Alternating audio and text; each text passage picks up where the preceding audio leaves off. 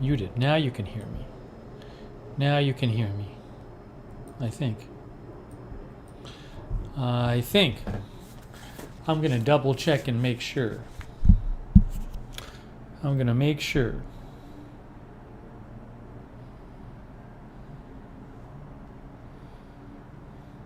Test 1, 2, 3, 4, 5, 6, 7, 8, 9, 10. Hello, can I hear myself? Test 1, 2, 3, oh, I can 4, hear myself 5. good.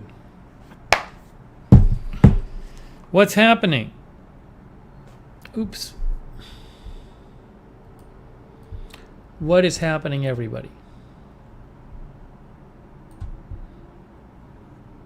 Ooh, I just saw a Discord notification. Christian Montoya is there. Roxanne Becky, Rip Copy, Paula Faust, Mr. Coldwater Canyon, Jan Harker, Expecting Storms, Jeff Ha, Rob the Slots, Alfred, Zubaida, Ann M. Tony Del Monte is here. Sarah Joy is moderating. Thank you, Sarah Joy. Denise F. is moderating. Oh, that's cool. From Texas. Good to see you, Denise. Lynn Smith, Margot, Pippi Long, Evalis, Shane Clark. Rosemary Randolph. Carly Harper Boyd made it to a live stream. Happiness, Rob Roach. Nuri Chiri.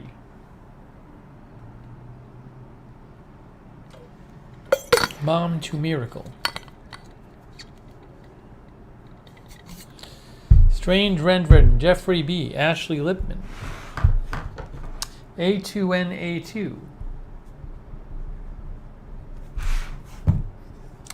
Mick Jen, Jack, Adalberto Trujillo Jr.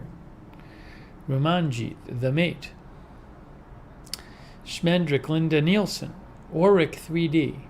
Silver and Stones, Melissa McQueen. Yeah, this lamp has been there. I think sometimes the camera's a little lower. Maybe a little bit. Like that. That might be better.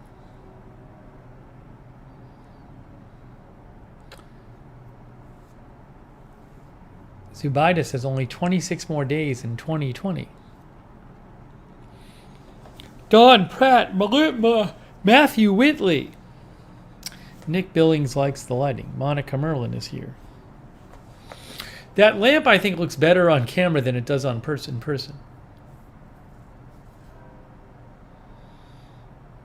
Roger Reynolds.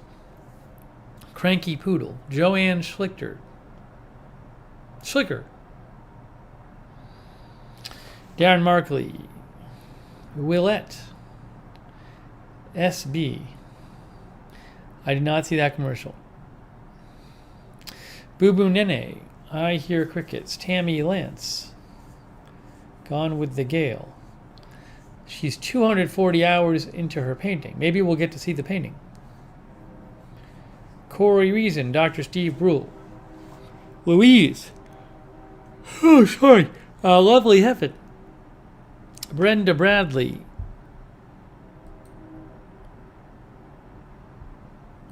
Hang on a second here. Sharon Tyclet Fisher. Mr. Coldwater Canyon. David DePia. Paula McLennan saw the mayor of Orlando today. Gina M. is there. Darth Grinch is there. CC Nan is there. Mother F. is there. Denise Horton. Gone with the Gale. You can send it to me on Twitter. That's probably the best thing.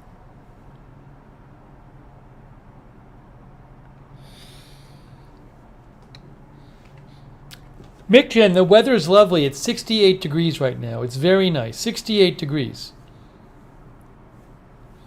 I'm enjoying it. It's supposed to get cool the next few days. But it's been nice today. It's nice out tonight. I got the balcony door open. Haven't seen any bugs flying in so far.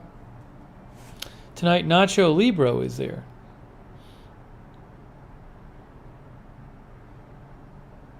I'm going to call the building about the blinking red light on Monday. I'm going to call them on Monday. I was going to call them today, but I figured they won't do anything about it on Friday. I'm getting blurry. I shouldn't be getting blurry. I don't know why I'm blurry. I'm looking at myself. I don't seem blurry to me.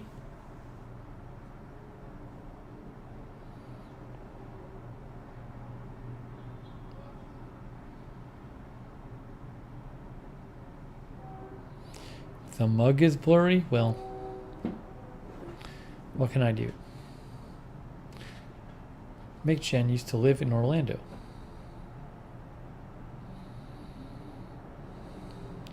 Roger Reynolds says, quiet elevators here in Houston. I will update you about that. Yeah, you got to bump up your resolution. Bump up your resolution to 1080. 1080.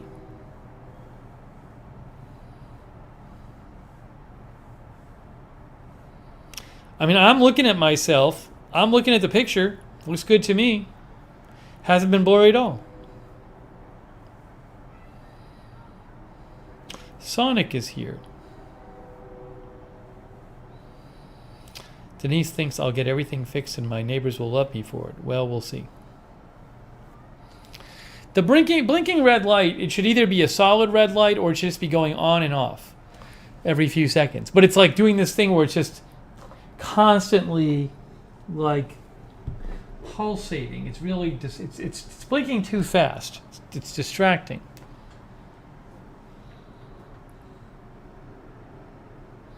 Alexander, I hope you feel better. No, I'm not on autofocus. The autofocus won't be making anything blurry because I'm not on autofocus.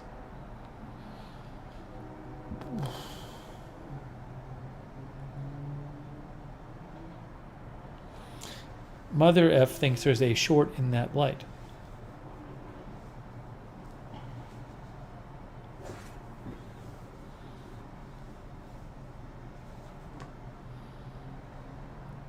A 4K camera? I'm not going to get a 4K camera anytime soon because most people can't watch it in 4K. This camera works fine.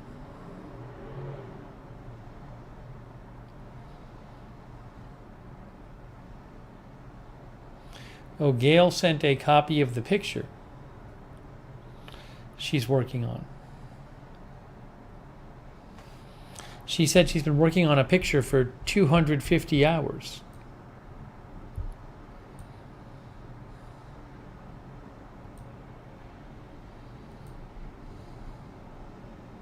Wow.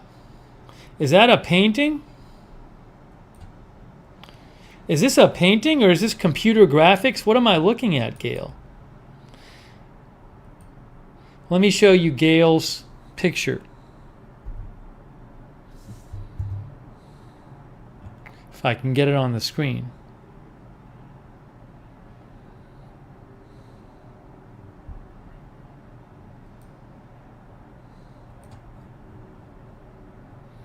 It's a little hard to show.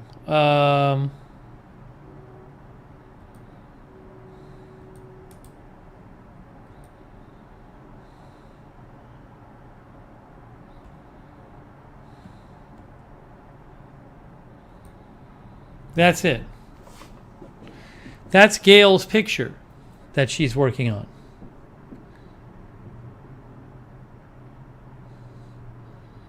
Now, Gail, what is it? Is it a painting? Is it computer graphics? What is it? Very nice.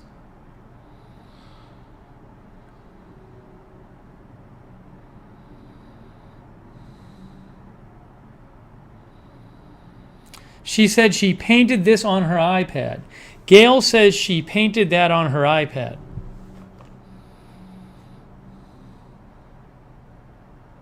It's very pretty.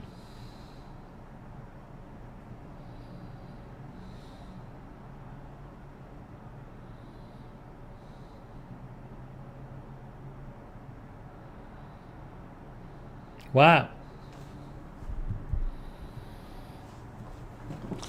Very nice.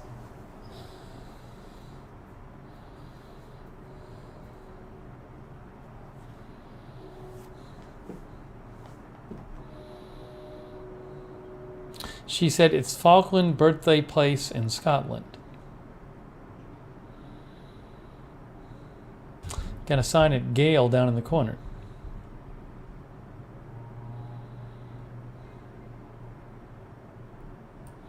Thank you for sending that, Gail. Very cool.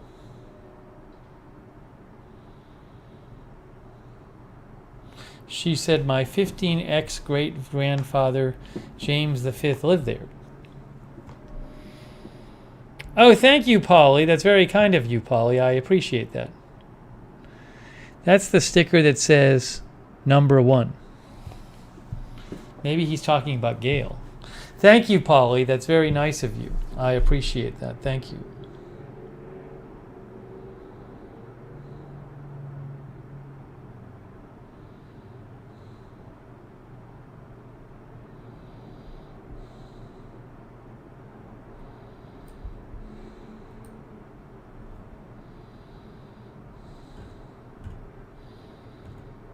Okay.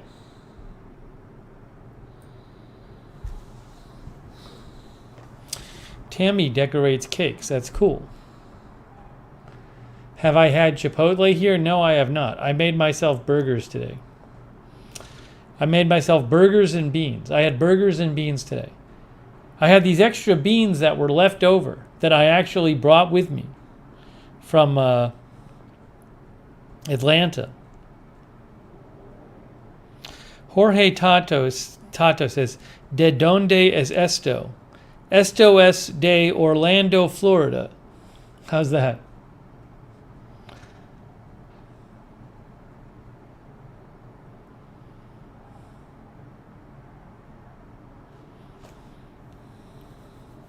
I have not had popcorn. No, actually, Kenny, I might have had popcorn once since being here. I might have had popcorn once. I don't even remember. Been here for about 2 weeks now. I think this is the last day of my second week. Yeah, there's some Chipotle's not far away. I just haven't been there. Jorge Tato is watching from Mexico. I wonder if Jorge knows Leon Pick, our viewer from Mexico.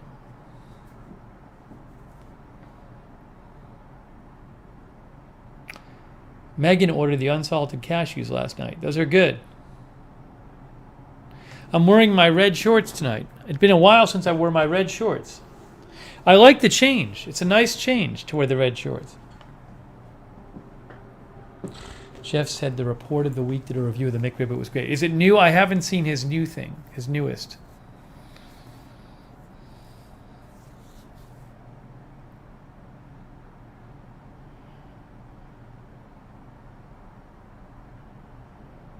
Yeah, I'm probably a little funky in the light here.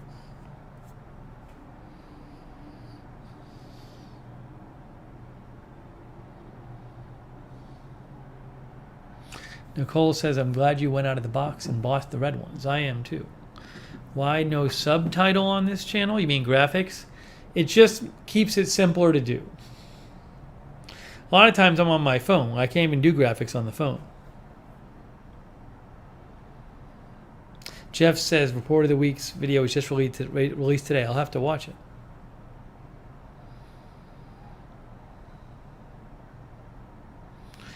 Angel Baby says, we have 2 cold fronts coming through to Florida. It's supposed to get down to the 40s.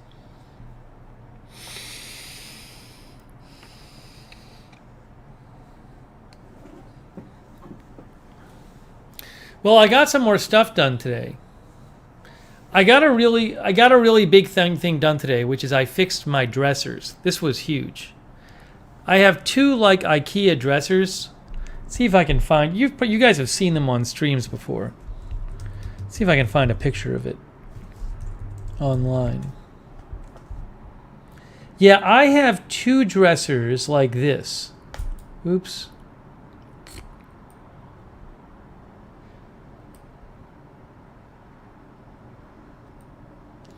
That's not it. That's not it.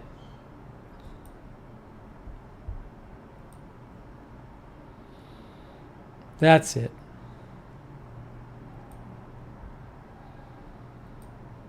Hang on, let me get the right color.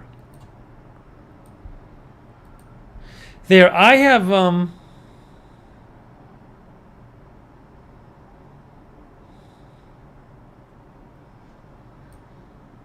oops.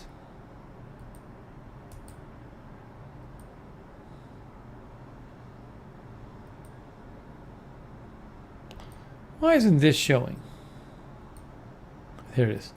I have 2 dressers like that. And what happened is, Mr. Coldwater said sometimes they need to be fastened and tightened. Well, what happened is they just became loose. Like they were wobbly. They were wobbling back and forth, both of them. And since I've been here, and it was like I felt like my life was collapsing. When your only 2 dressers are wobbly, you feel like you're like, what am I doing with my life? That I don't even have dressers that don't wobble.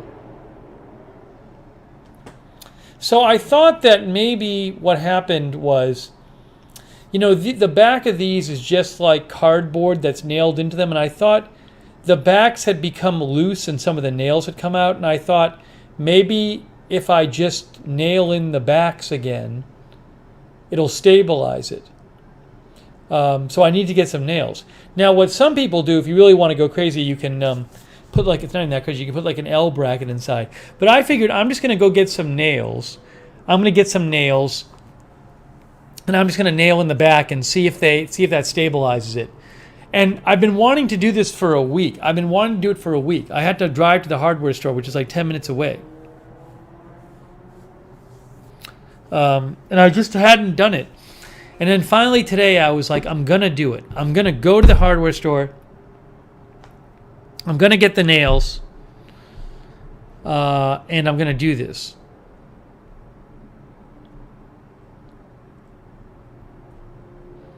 So I went to the hardware store. I went to Ace Hardware, and the woman there was very helpful. It is the place with the helpful hardware person. They used to say helpful hardware man, but they have women too. And there was a woman there who was very helpful, and she suggested instead of the nails that come in these are kind of thin, and she said get a nail with a bigger head on it. She gave me these things that are like tacks.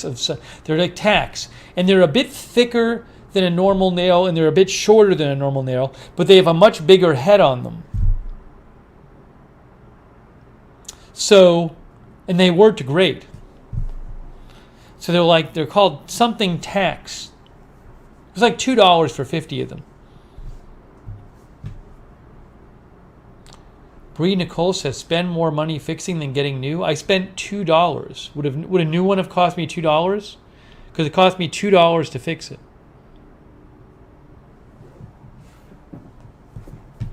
So I got these tacks, and I nailed in the backs. There's like 2 back panels, and I re-nailed them in. Fixed it. Very stable now. Very stable. They're not wobbling. So the backs needed to be nailed in to stabilize, to keep it from wobbling. But I feel so much better now. I feel so much better. It felt so lame. Every time I touched my dressers, they would wobble. And I'd be like, what am I doing with myself? Yeah, let me get the tacks. I'll grab the tacks right now. I'll show you what the tacks work.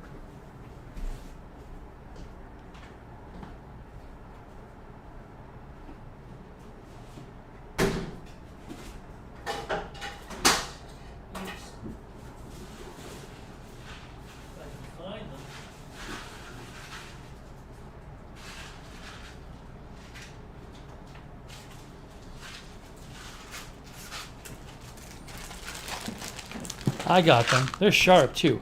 Cut tacks. They're called cut tacks. See, they're like a little shorter than a nail, and they have a bigger head. They're really sharp too. And the helpful hardware person at Ace said, said try these instead of nails. They were great. But they just, because the nails, the IKEA nails have thin heads.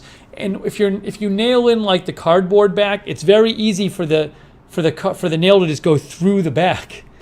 Or eventually just to slip away. Eventually the nail goes through the back and the back comes off. So these should last longer. Deb LaCour said they don't look long enough. They were plenty long. The one issue with them being a little shorter is it was a little harder to nail them in, because if you try to hold one like this, it's very hard. Like there's not enough room to hold it so that you're not hitting your fingers when you hammer it in. But I figured out if I held it like this rather than this, if I held it like this, there was just enough room to get it started. So that was, I didn't think about that. Not cardboard, particle board or whatever it is. But I didn't think about that. You need a certain length of nail so you can hold the nail to get it started. Oh, I hear a siren. But they worked fine. They worked fine. And I'm so happy now.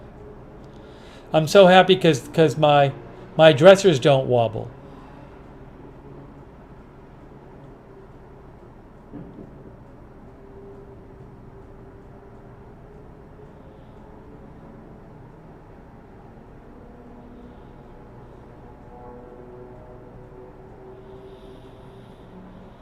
So anyways, I was very happy with that. I went to Ace Hardware, spent $2 for the tax, and it worked. Charles says, take out the drawers and with a screwdriver retighten the connectors that hold the panels together. I haven't really had problems with the drawers. The drawers seem to be fine.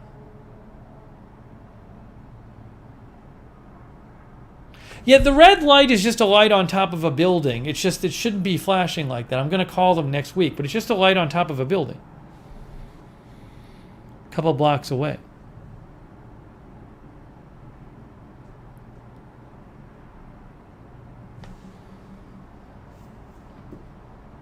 It's retired person.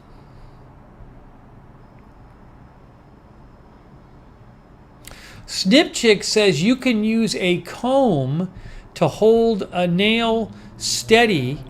Wow, I hadn't thought of that. Gail Urban says that too. You can use a comb to hold the nail steady. Oh, what a good idea. Then you don't have to use your fingers. It's a great idea. The thing is, with your finger though, you can actually hold it there. With a comb, it's kind of hard to hold it there with a comb. I guess you can wedge it in there. I remember Weebles. So I fixed my dresser. I fixed my dressers. It's great. Nisi is channel hopping. So these no longer wobble. If your dressers are wobbly, the first thing you can try is nailing in the back again. I also want to do it, the back is kind of coming off my bookcase, but my bookcase is behind my treadmill, and there is not a lot of room. I don't know if I can get the bookcase out of there, so I think I'm going to leave the bookcase as it is. I mean, it looks fine, but I'd like to really nail in the back of the bookcase again, but just moving it where the treadmill is, I'm just going to leave it there. There's not much room to move around with the bookcase.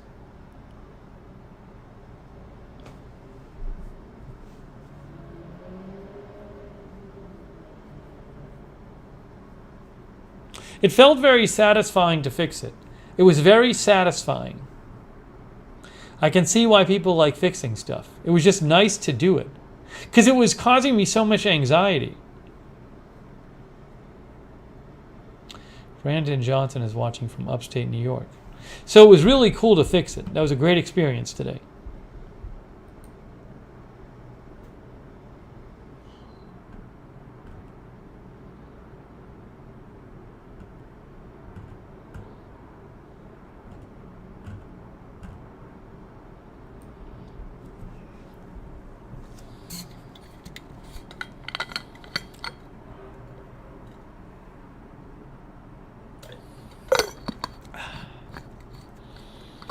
GLG says, congrats on fixing it yourself. Thank you. How far is the airport from me? I want to say like 25 minutes away. I don't know what the exact distance is. According to Google Maps,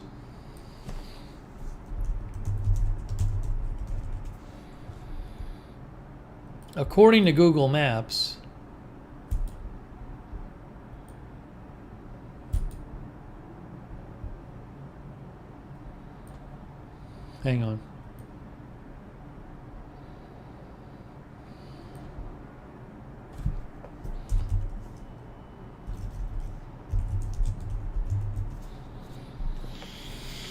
Yeah, about 20-minute drive, 25 with no traffic.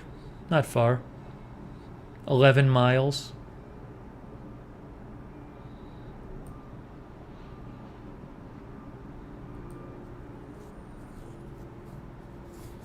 Not bad. Mr. Coldwater Canyon says $40 get you a cordless staple gun. Somebody was using...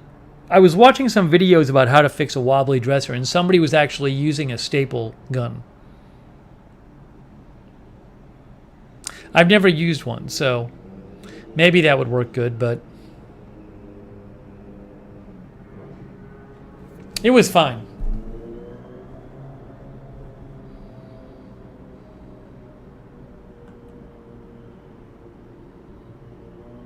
Sherry Not Shirley is liking the lights. I'm drinking water, Nisi.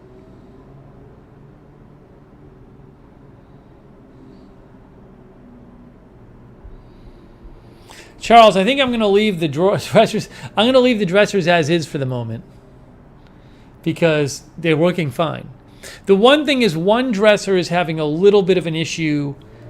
It's not going in and out as smooth as it was before. It's like, I don't know if it's catching on something, but there's one little dresser drawer is having it's a little not as smooth going in and out, but whatever. I'm not going to worry about it at the moment. Yes, Jeff, I got my driver's license today. I got my Florida driver's license. I'm officially Florida man. I am Florida man. I might have gotten the virus while getting the license. It's just, the license thing actually was a pretty fast process. Like you have to sign up for appointments where I am.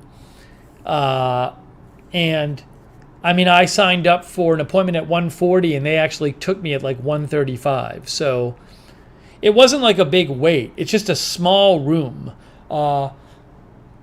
The office, which is quite close to me, it's a very short walk from where I live. The place to get that done, it's small. So there's a bunch of people in there. But I didn't really have to be next to anyone. I mean, people were maintaining their distance, but it was still indoors. So, anyways, hopefully I didn't get anything, but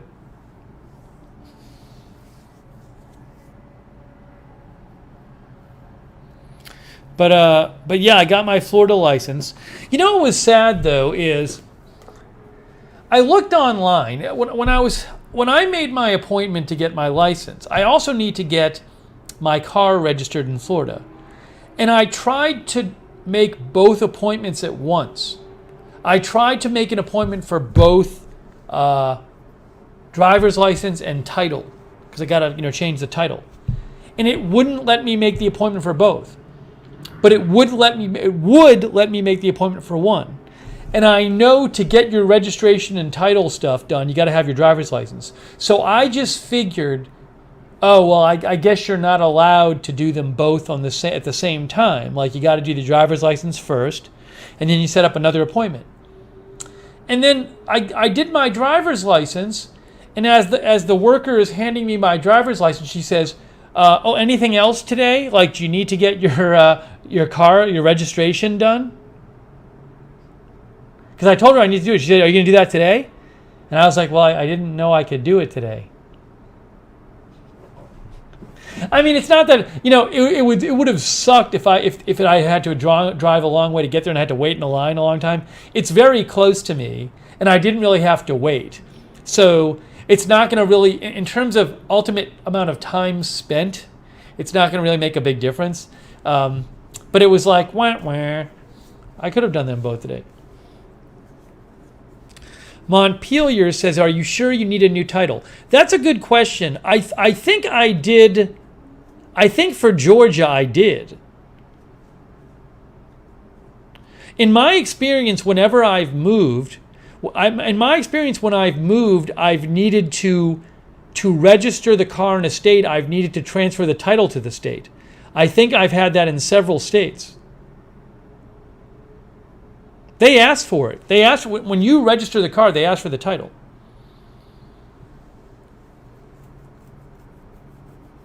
But I know in Alabama I changed my title. In Georgia I changed my title. Nick Billings says, yes, you do. Yes, you do. So I think it's just required that you have to. Montpelier says, in Vermont you would not.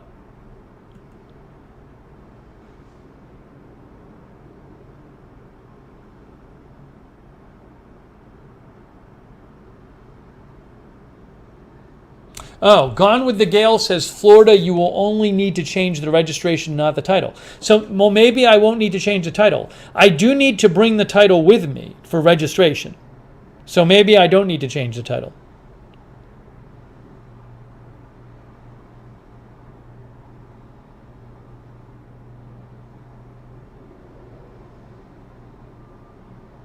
No, I haven't even vacuumed my car yet. I need to do that.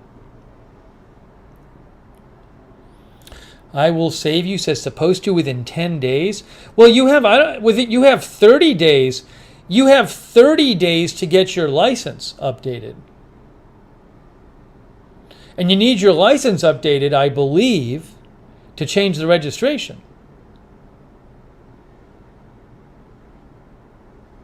I'll just ask them about the title stuff.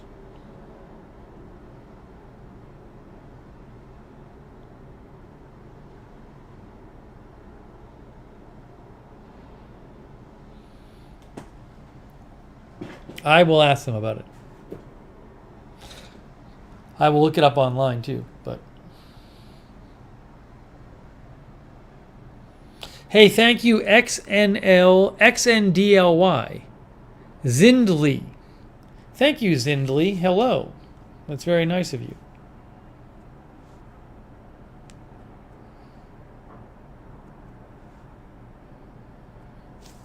Hey, thanks Idaho Star and Mark Helton and Denise for modding, and Sarah Joy.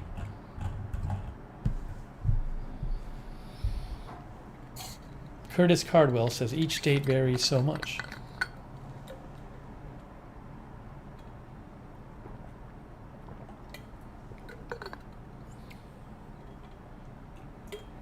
Gone with the Gale said you need to bring it, but they won't change it. They didn't for us 8 years ago when we moved here. You don't need to have a Florida license to register a car here. Is that true about the license? Because I thought I read that you needed the license before you could register the car.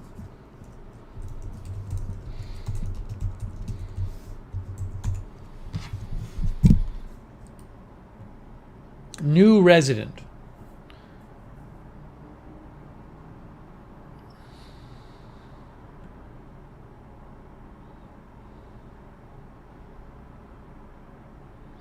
See, this is what the website says.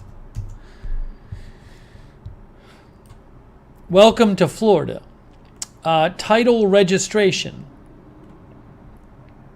You need proof of identity. You need proof of Florida insurance. You need original out-of-state title. You have to provide that to them.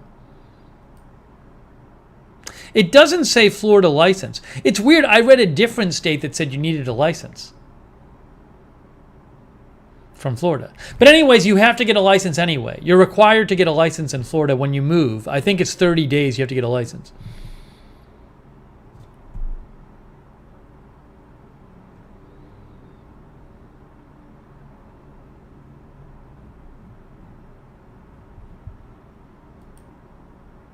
Oh, I wonder... Hang on. Yes. On my application, I have the application for certificate of title. Oh, no. if I want to change here, yes, you have to. If you look at the website here, look at the website in Florida. Look at the website. It says if your vehicle's without a lien,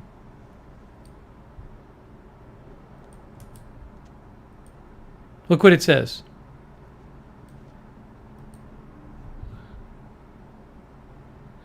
It says verification of physical. Hold on, I need the other one.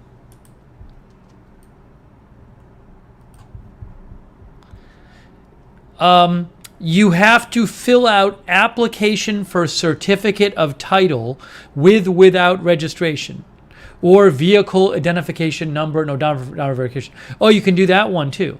I don't know. It's a little unclear. On the application for certificate of title without registration, you need a Florida driver's license. But maybe I can just keep the Georgia title and not do that. Good to know. Well, we'll figure it out.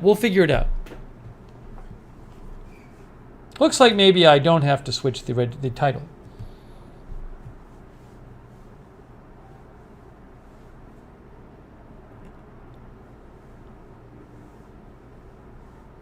Hey, thank you, Denise F. That's very kind of you. Thank you, Denise, for your support. One of our mods. Denise is modding too. Thank you, Denise. Gone with the Gale says, too many people in Florida have a second residence here and have a second car here, but they're full-time places in another state, so you don't have to have the license. Okay. To register it. I see.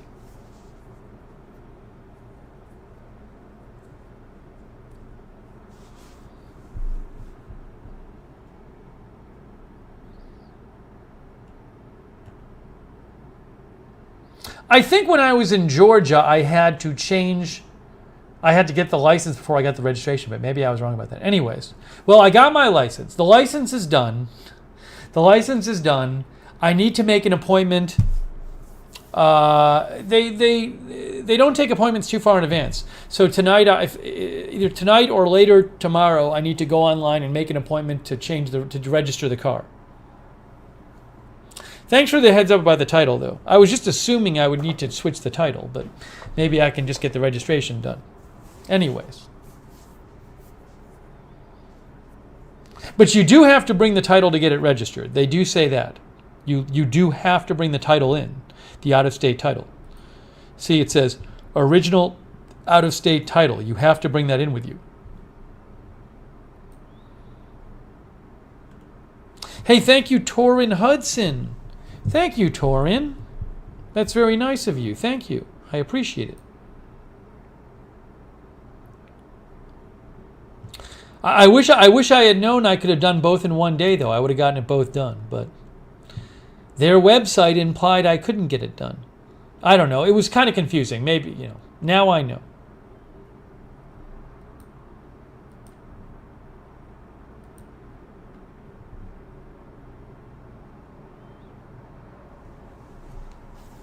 Yes, Gail says they'll walk out to your car and personally verify the VIN number. Yeah, they told me that a person from there will go out and verify the VIN in the odometer reading.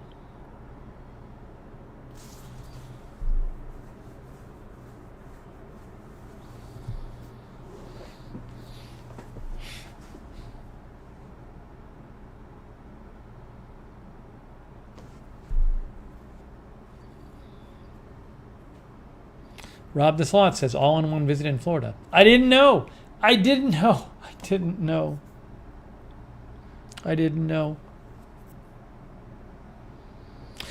I could do it all at once. It was like it was around $50 to get the license.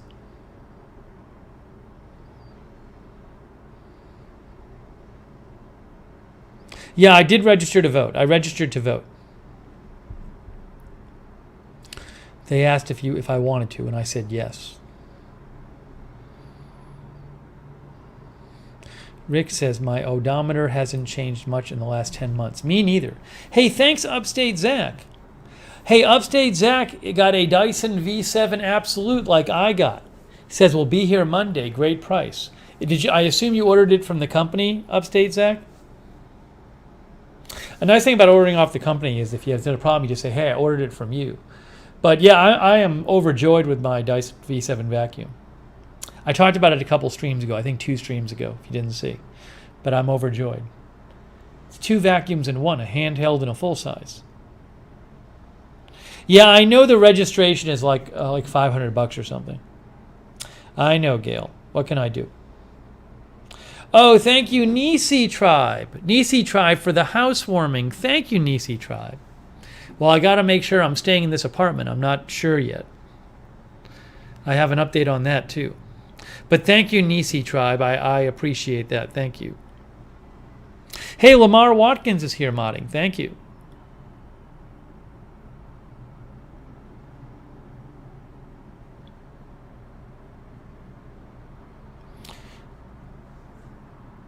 Yeah, upstate Zach, the vacuum was $260 down, including taxes. That's around what I paid. It's great.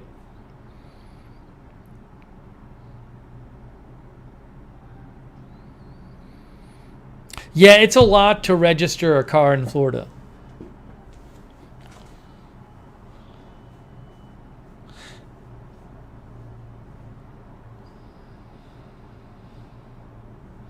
Kameshwari Kate is looking into buying a Dyson for her husband's office space. It's great.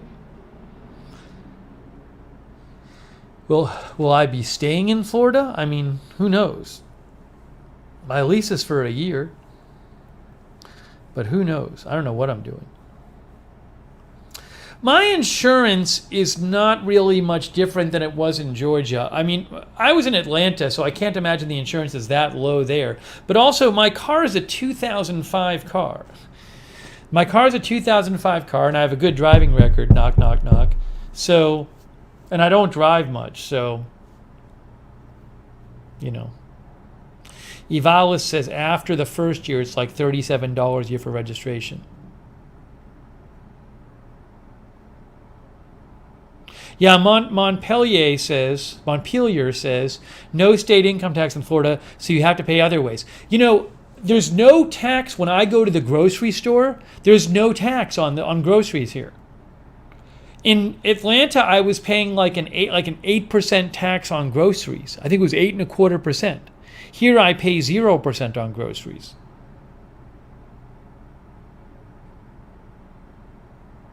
I do get a safe driver discount.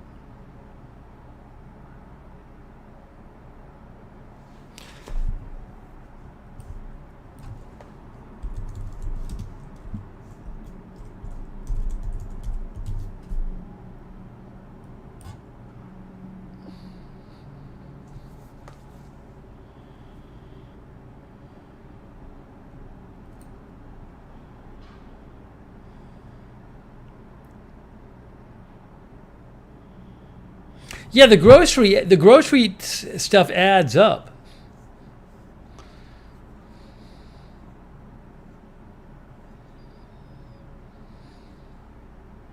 Yeah, I have renter's insurance. I had to have renter's insurance to move in here.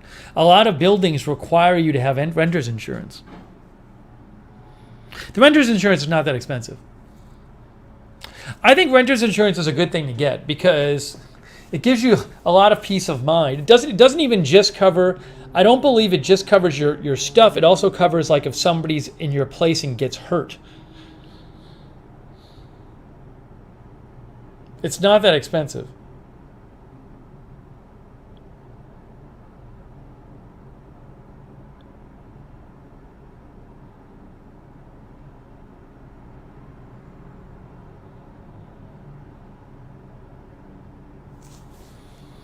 Gary Hammonds posted some Christmas emojis. Linda Belk is here. Hi, Linda. Happy weekend. GLG says, Virginia, we pay all kinds of taxes. Restaurant, food, drinks. Well, you know, I'm guessing normally in Orlando what happens is normally there's lots of tourists coming in and spending money. That's not really happening right now. I wonder if you know, I have a year lease. So if by next summer a lot of people are vaccinated, it'll be interesting to see like more people in Orlando. I'm sure there'd be a lot more people around if people were traveling. It's going to take a while, though. I mean, there was an estimate that like 100 million people in the U.S. might be vaccinated by the end of February. That's only, like less than a third of the population. And also, I think it takes a while for, you don't just get vaccinated and get immunity on that day. You have to take 2 different shots, I think several weeks apart. It might take a little while for the immunity to kick in. So I don't even know, it seems like it's going to be like late next year that a huge portion of the country will be vaccinated by. Late next year. Tom H. thinks June or July for most people.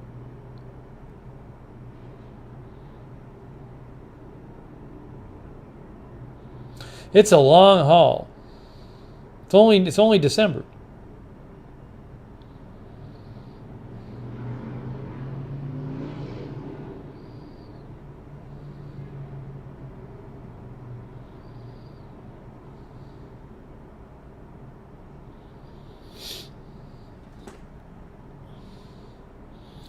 Melissa McQueen thinks regular people will get it in late spring, early summer.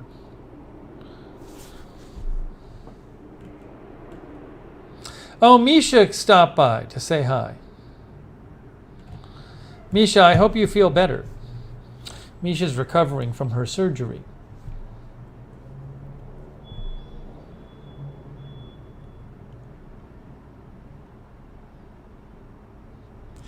If I can live stream when I get vaccinated, I will live stream. I don't know if I'll be able to live stream. I mean, it depends on where I have it done. I would live stream that.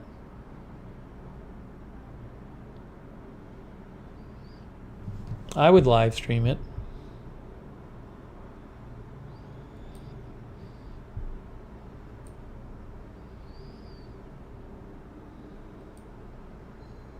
I got my Florida ID is a real ID. I didn't even know about this real ID thing. Have you guys heard about real ID? Like after 9/11, they passed this law that said, I think the idea is that states have to have certain things. States have to, a real ID is only given out in a state where they do things to make sure you're not a fraudulent applicant for the ID. They have to check certain documents of yours and that kind of thing. And soon, in a year or so, I think, you're not going to be able to fly on a regular driver's license. You have to have a real ID. Now, the ID I got today was a real ID. The Real ID Act establishes minimum security standards for license issuance.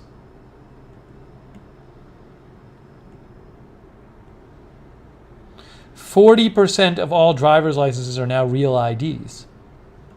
This act was passed in 2005.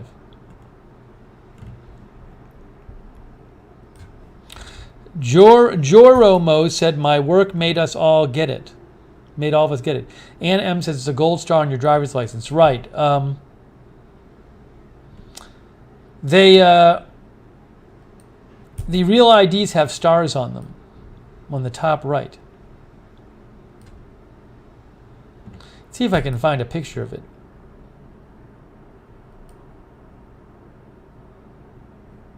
Oh, Orange County, look. That's where I live. It already happened? Starting October 1st, you need a real ID driver's license to fly domestically in the U.S.? I thought it was next year. Starting in October 2020. I don't know if that might have gotten changed. See, Florida has a star in the top. That means it's a real ID. If you don't see a gold star, you need to get a real ID.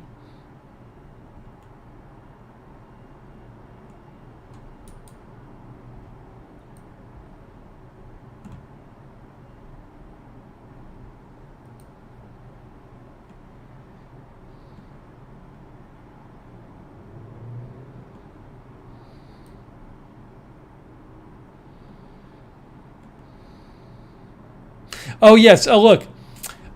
12 months remain until October 1st, 2021. Real ID enforcement goes into effect on October 1st, 2021.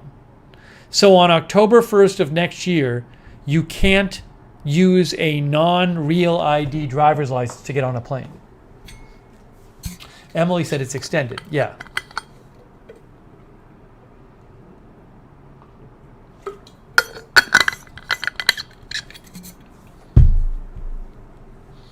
Emily said many 911 conspirators had Florida licenses. I think a lot of them had Virginia licenses. But I believe, I was reading an article about this earlier, that in the aftermath of 9/11, a bunch of the conspirators had gotten driver's licenses because of like loopholes in the system. They like lied to get them. And so the idea is to, I think it's not really explained very well on the various sites. But I think the idea is, because I thought Real ID was something physically about the ID, like it had a chip in it or something. But what distinguishes a Real ID is what kind of requirements there are to get it. So you have to like provide certain documents to make sure you're not fraudulently getting the ID. Like I had to provide, in Florida you got to provide like either a birth certificate or a passport. You need either, I think, an original birth certificate or a passport. Like there's to prove your identity.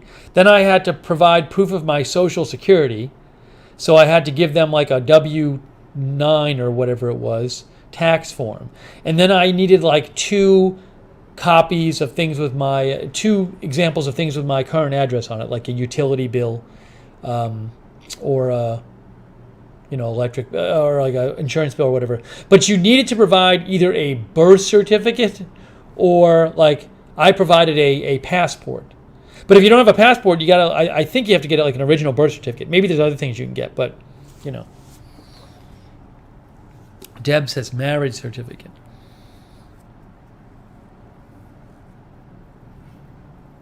But you can't just walk in there with your old ID and just say, give me a Florida one or give me a blankety blank one.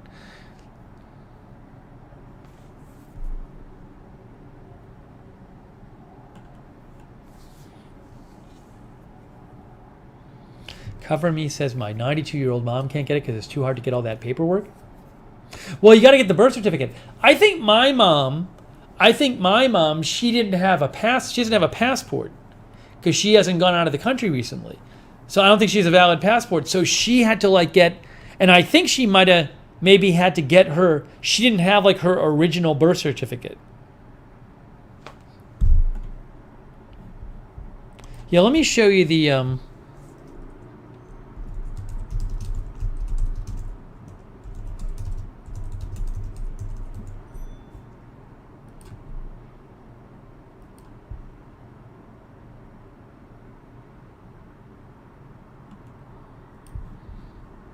this is the Real ID requirements here in my county.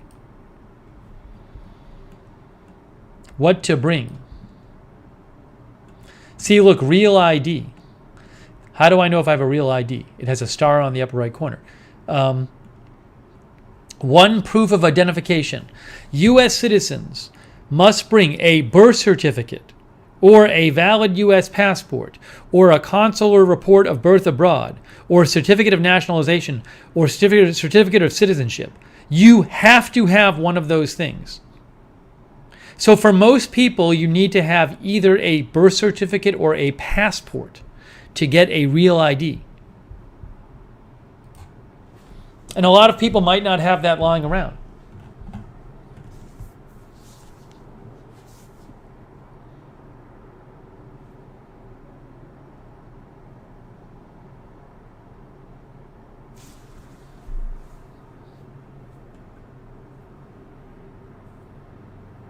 Gone with the Gale says it's a raised seal birth certificate from the county where you were born.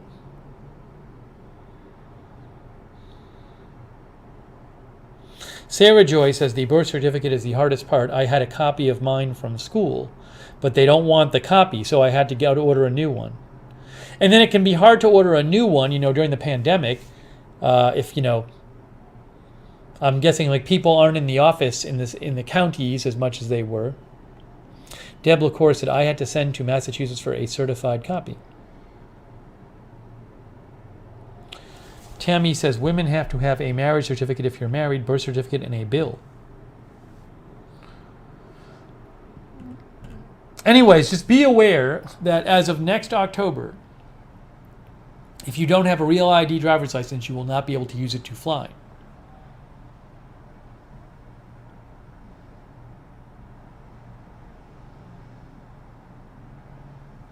Gail says you can do it online. No, but I know like my mom, I think, was having an issue because like it was just harder to get these days a birth certificate where she is just because of the pandemic. It just made everything slower.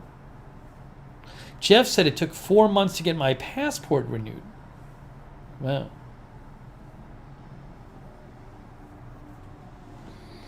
Yes, pickled grammar I ate already. I ate burgers and beans.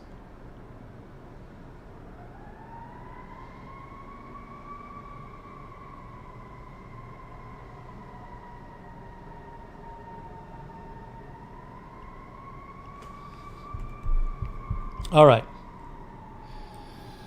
Let's talk about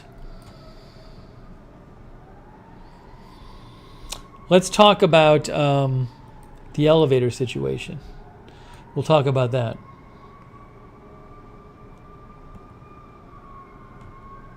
Siren.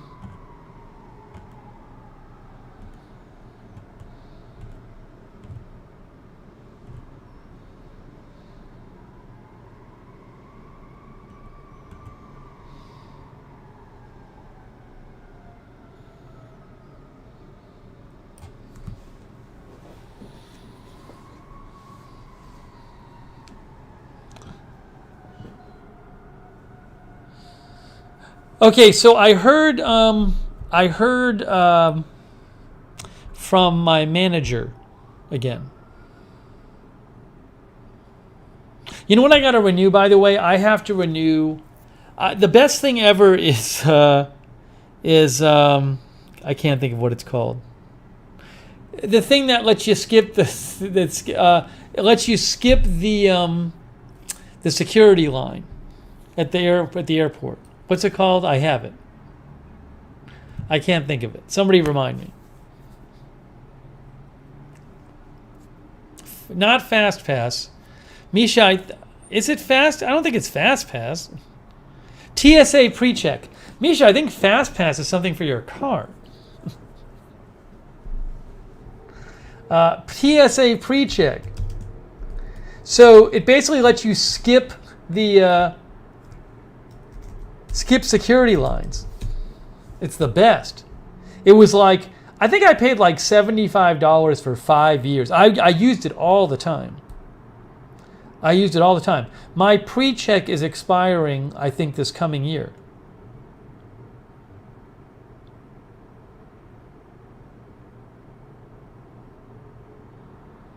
Misha was using FastPass. She put like a transponder on herself when she went through security. So this is great.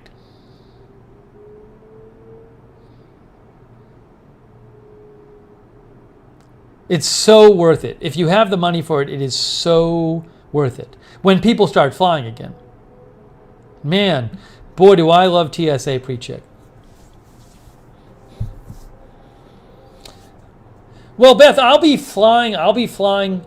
My pre-check expires like in the fall, and I'm hopefully by the fall I'll be flying back to Boston to visit my family.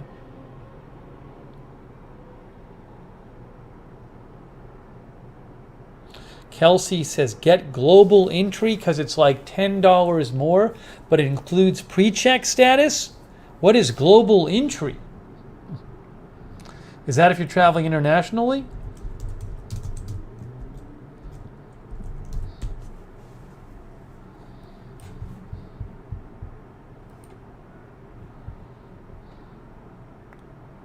Global TSA PreCheck costs $85 and global entry costs $100. Global entry provides the TSA pre-check benefit plus expedited U.S. customs screening for international air travelers when entering the United States.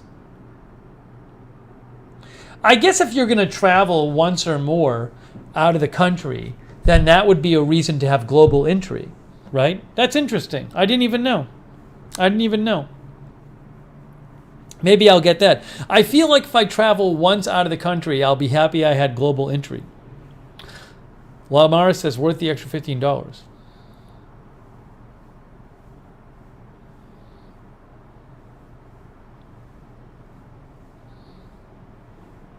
How about that?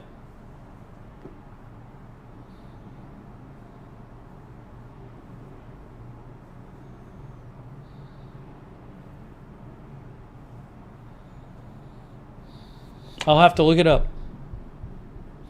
Rob the Slot says global entry is great. My TSA pre-check, when does it expire?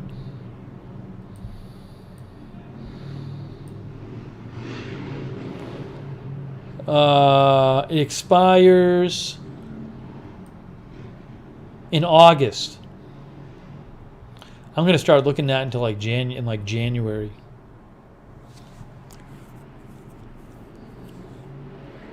You have to be interviewed for what?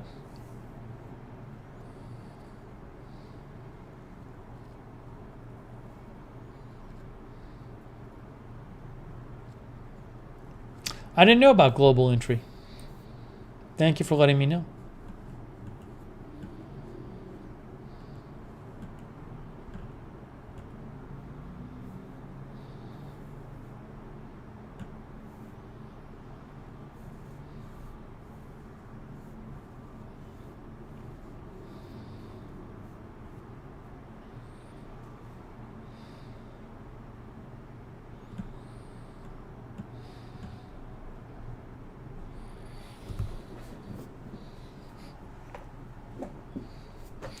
Okay, I want to update you. Russell Varmal says, I just joined. I had to take a nap after a long day. I want to update you on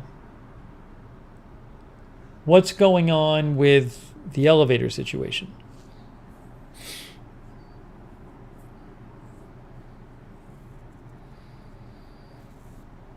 Jan says, don't tell everyone about global entry because then the line will get long. Okay. Jude-Ann, congrats that you have a star on your license. All right. So, as I like to do, I like to just explain the issue to people who aren't familiar with it, although I'm sure most of you are familiar with it by now.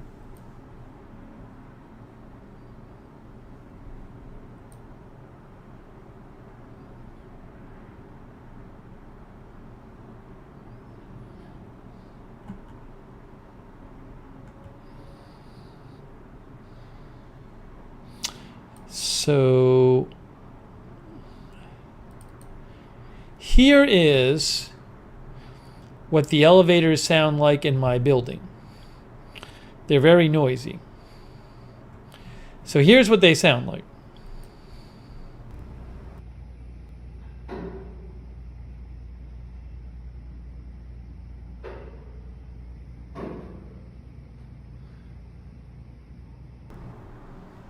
So that happens all the time. All the elevators do that. It's very noisy.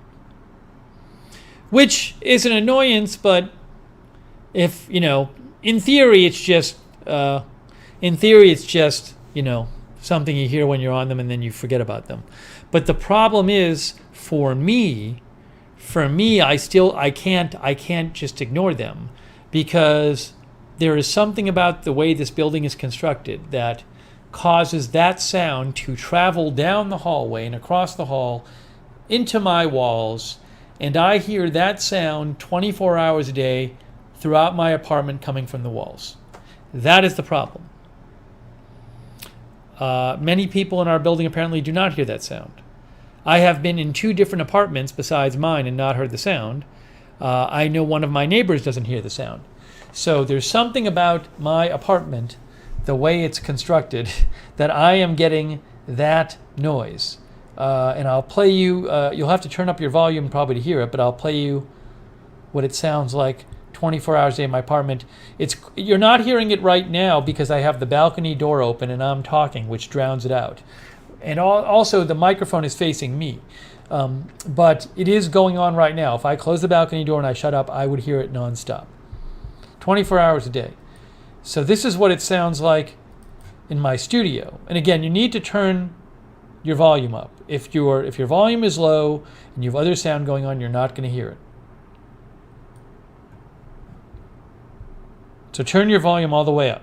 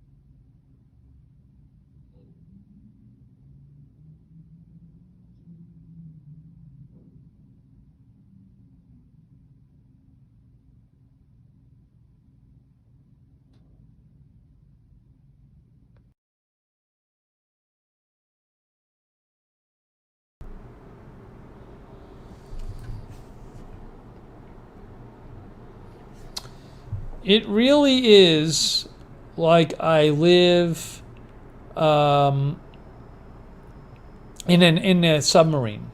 It sounds like I'm living in a submarine. 24 hours a day. Chris Lund said if you had a dog, they would constantly bark thinking somebody was at the door. Or they'd think somebody was at the wall.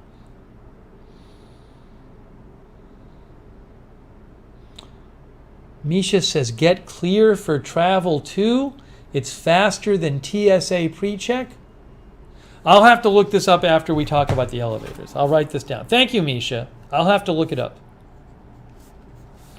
Hey, Misha, should I get clear after I get FastPass? No, I'll look it up.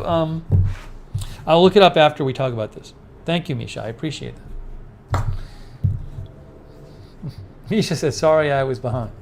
She pulled a Lori Sunshine. No, I won't get used to it. Waltz in the Woods, I will not get used to it. It is incredibly annoying and disturbing. I will not get used to it. It's especially noticeable when I'm doing the live streams. It's very mentally taxing and disturbing and annoying and anxiety producing.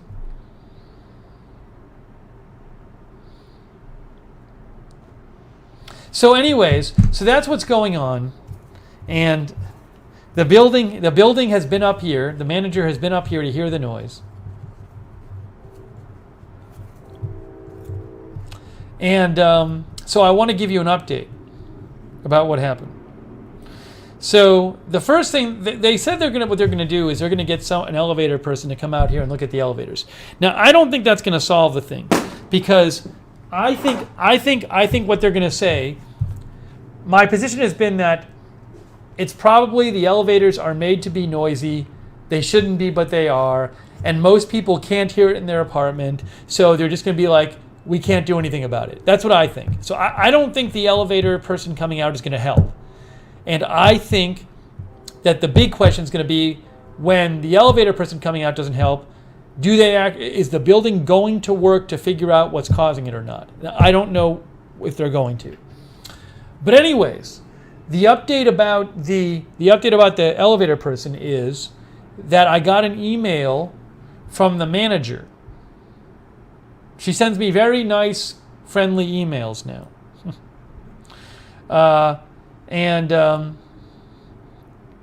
Here's what she said. She said, I met with the technician last night. So the elevator technician came to the building last night, okay? She said, I pointed out the sound, and he believes it's coming from the braking system. Now, a number of you have said that. You can find articles online that talk about that too. Ooh, we got another siren. See, we got a couple sirens tonight.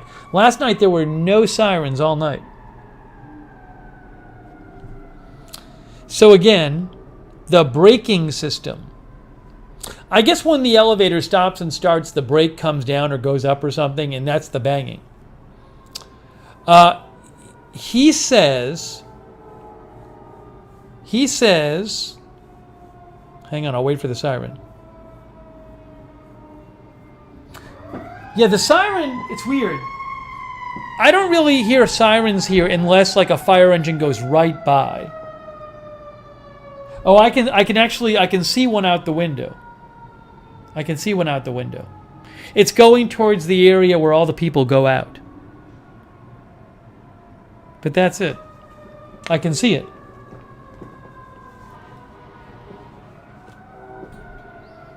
Maybe it's one of the bars. It's a fire truck.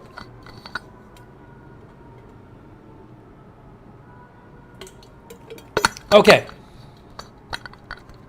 So the manager wrote me and said, I met with the elevator technician last night. I pointed out the sound, and he believes it's coming from the braking system. He says the noise is not unusual. And there's mechanically nothing wrong with the system. However, he does think he'll be able to make adjustments that will help soften the sounds. So he thinks he'll be able to make adjustments that will help soften the sounds. The work is scheduled for Monday of next week unless there's an emergency that detracts him. So there you go. What is this crazy person saying?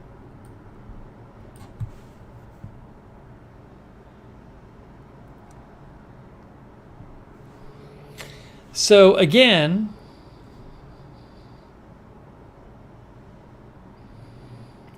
the person says that the elevator tech said there's nothing wrong with the elevator. He thinks the noise is coming from the braking system.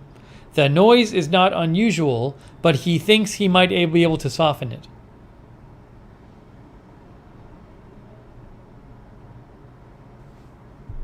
Misha, are you still 10 minutes behind? Misha's posting about the fire engine was 10 minutes ago. Kevin Osborne thinks they will wrap the counterweight in rubber.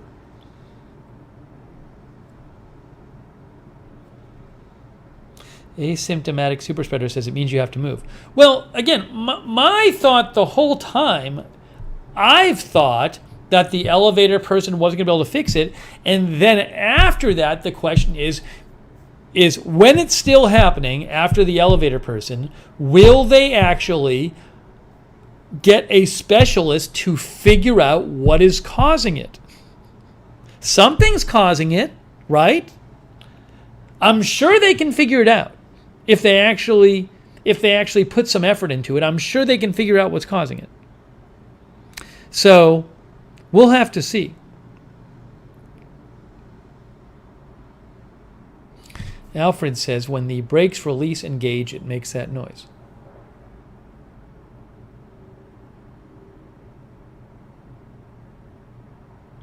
Montpelier says, you've gotten a lot further than I thought you would. Well, you know, the big question is, do they really want to fix it or not? I mean, they should want to figure out what's causing it.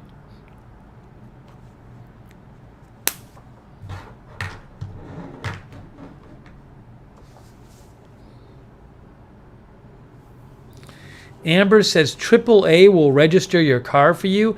I don't know that AAA can do an out-of-state registration. Maybe they can.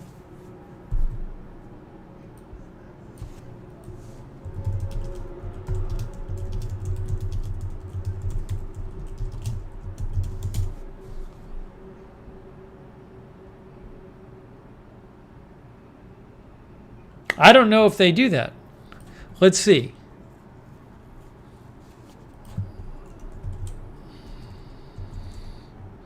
I would think you'd have to go to the DMV to do that stuff.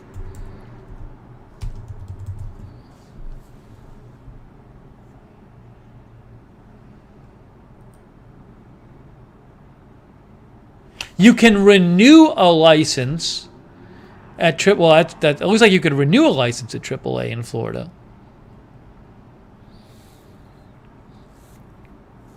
CAA says no, registrations are done in Florida with the DMV or county office.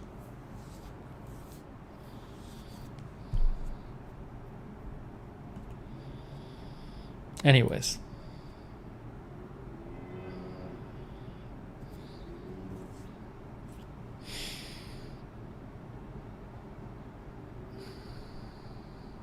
Cindy says demand or rent reduction. Well, I don't know. Again, it's not at that point yet.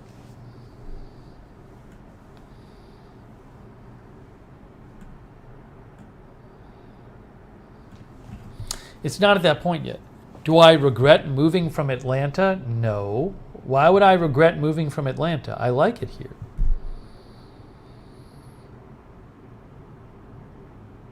It's 68 degrees out.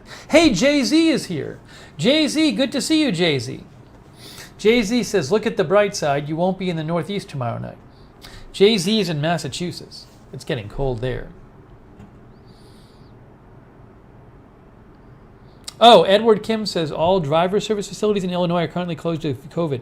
In Massachusetts, I think they have AAA services. Anyways.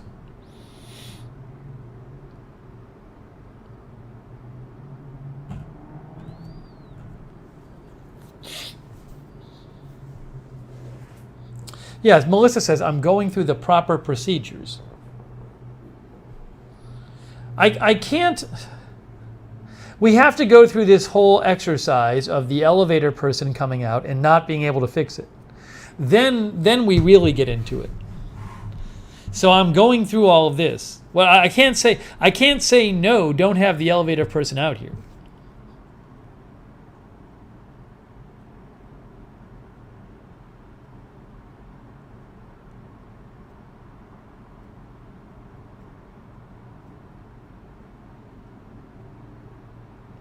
Yeah, Kameshwari Kate, this unit is similar to the other units. There's nothing overtly different about this unit and the other units. There's just some weird thing with the construction of the building that's causing this noise in my unit. Yeah, as to whether anybody else complained, I don't know. The person who lived here before me, when I moved in, the heat didn't work, the fridge was broken, the garbage disposal didn't work, the faucet was broken. There was all these broken things, and I think the person who lived here just didn't take care of anything and didn't care. So it wouldn't surprise me if the person here who had lived here before me wasn't complaining about it.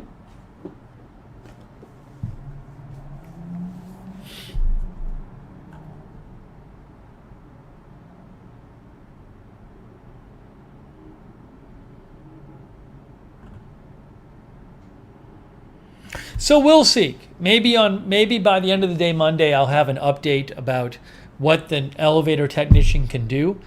Maybe they can at least make the sound somewhat less.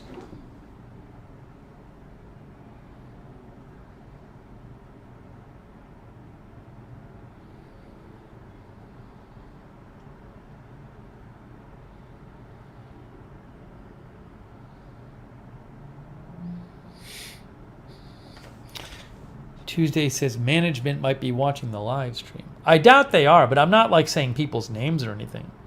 Even if I did, it wouldn't matter because it's all true.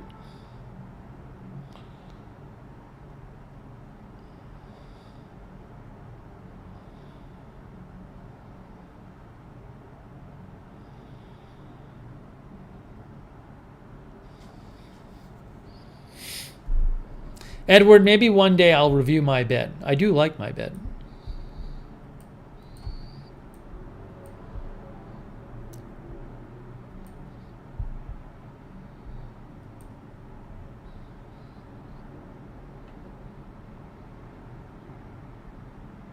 Kayvon, I don't think... It's not going to help having the elevator technician come to my place. Again, the problem is not the elevator. The problem, because there are apartments where you can't hear the elevator. The problem is something in the construction of the building that's making that sound crazily travel down the hall and across the hall to my unit. That's the problem. That's not something the elevator repairman is going to be able to fix.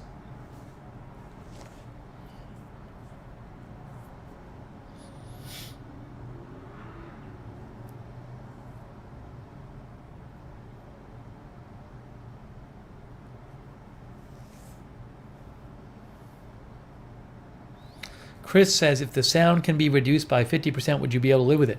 I don't know whether a 50% reduction in the sound at the source will make... I can't tell what kind of difference that's going to make here. I just don't know. No idea. No idea. It depends on what the reduction is here.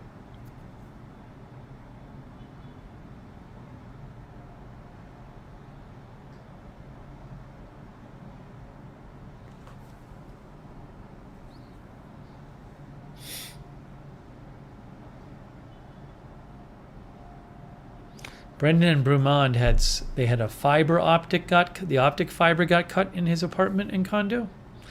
That's not good.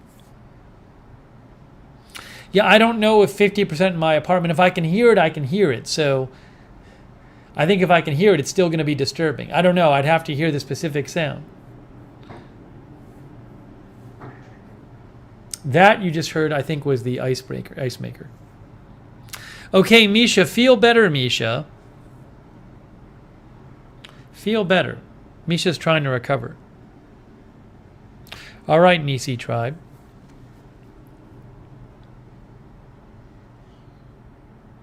No, that wasn't it. You just heard my ice maker.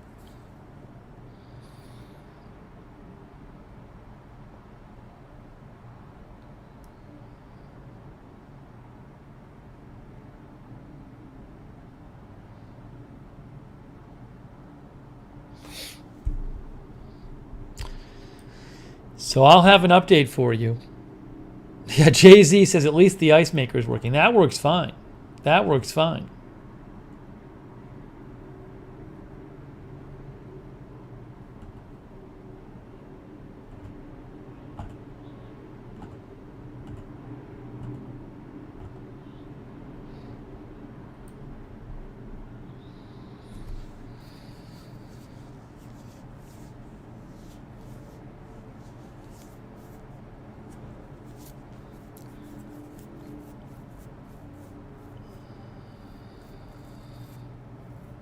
Yeah, they replaced the fridge yesterday.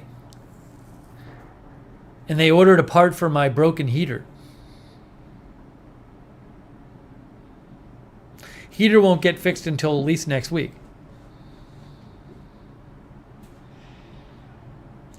D. Jordan says if it's the rebar, no chance. I don't know what it is, but they should fix it. Tuesday Darling says, I live in Florida. In my area, most people don't social distance or wear masks. How is it over there by you? Some people do, some people don't. I was talking to one of my neighbors who's very nice, and she's really upset because she says some people in the building don't social distance at all, and they don't. And some people in the building don't wear masks. Out my window earlier tonight, I saw a wedding. There's at some building, they were having a wedding, and there were 40 people. Now they were outdoors, but they were in two lines as the bride and groom were about to arrive, and I didn't see masks, and they weren't social distancing at all. They were standing all right next to each other. It's very weird.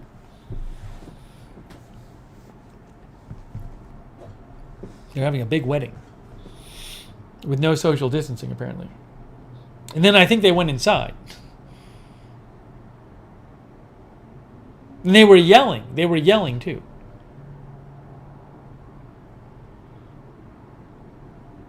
So yeah, it's Florida. So look, bars are open here. People go to bars. You can go to crowded bars with no mask. It's just Florida for you.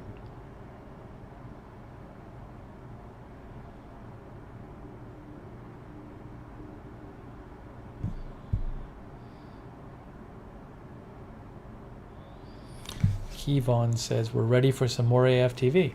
Well, I'm here. As the news comes up, I'll cover it on AFTV. Jay-Z says, wow, just the opposite of here in Mass. Yeah, I mean, you know, and I'm sure there's plenty of people around here like wearing masks and social distancing. I'm sure there's some places in Florida where there's like nobody doing it.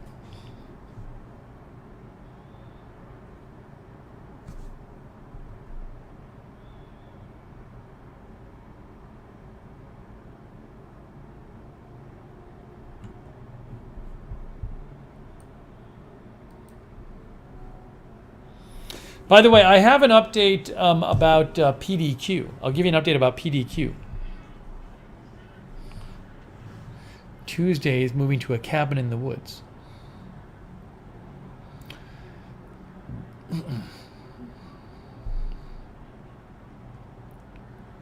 Tom H. says Texas is 50-50 on mask wearing.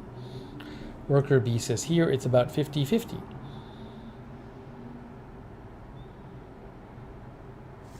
What was this thing Misha mentioned? Clear?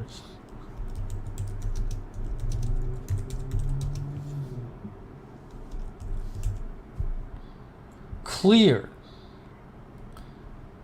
What is clear? Unlike TSA PreCheck, this is from CNET. Unlike TSA PreCheck and Global Entry, Clear is run by a private company. It lets you jump right to the front of the main security line or the TSA PreCheck line at the airport. Instead of waiting in line to show your ID and boarding pass, passengers can use a Clear kiosk to scan your eye and fingerprint and then be escorted directly to the front of the security line. You still may want to use it along with TSA PreCheck or Global Entry because it lets you skip the line. It only lets you skip the line. You'll still need to go through security. I've never heard of this.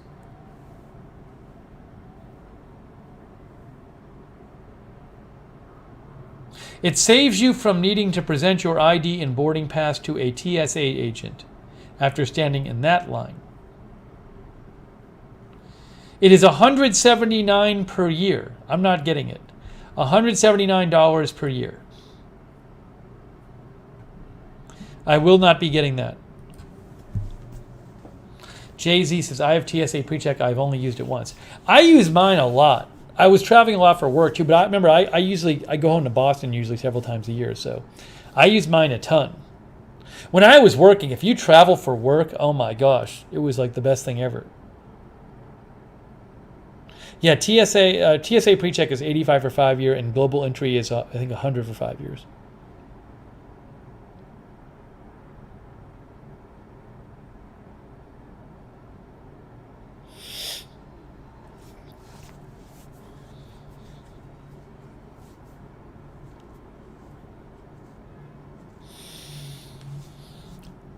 Sure, that's what I was, or when I was working for RSBN, I was traveling a lot.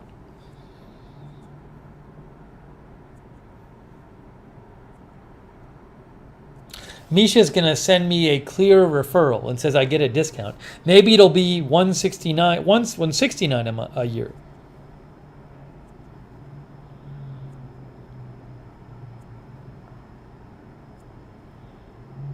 No, I ain't traveling anywhere now.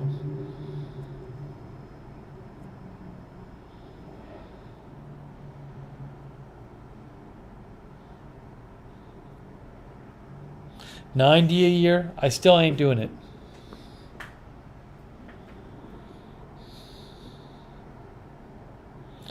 DC says, what the heck do you do and why am I here? I don't know why you're here. Jay-Z says those services should be really cheap today. Hey, people are starting to fly again.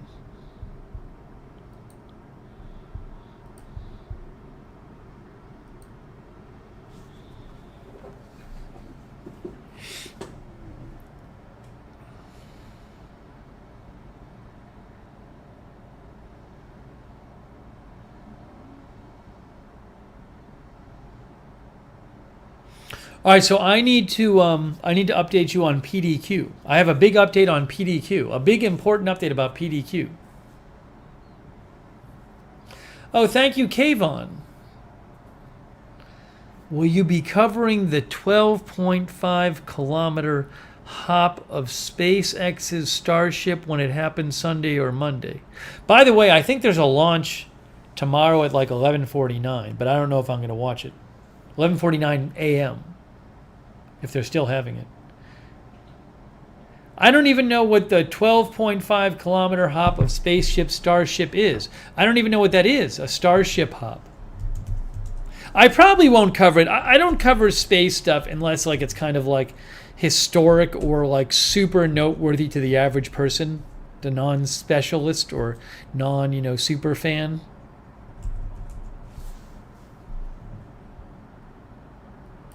Here's an article on it.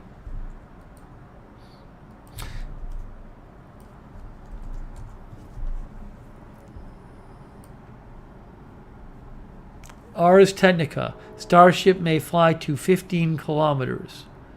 Starship will ascend above nearly 90% of the atmosphere. Starship vehicle will fly to an altitude 100 times higher than the spaceship prototype has previously flown.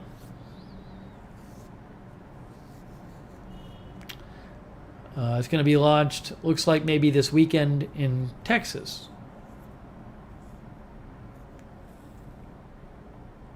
It will take Starship above nearly 90% of the Earth's atmosphere. Yeah, I mean, it's very interesting. It's just not something I would normally cover because I don't really have a lot to add on that. And like I'm sure they'll be covering it. So the answer is probably not. But I appreciate the heads up about it because it's quite interesting, Kayvon. Thank you, Kayvon, for your support. Much appreciated.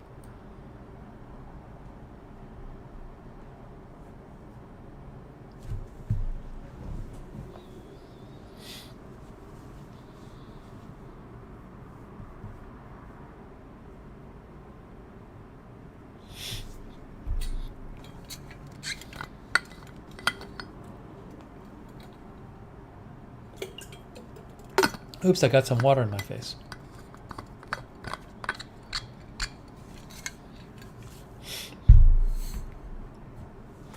Jay-Z says PDQ always equals pretty damn quick to me. Jay-Z, have you been to PDQ? They don't have them in Massachusetts, do they?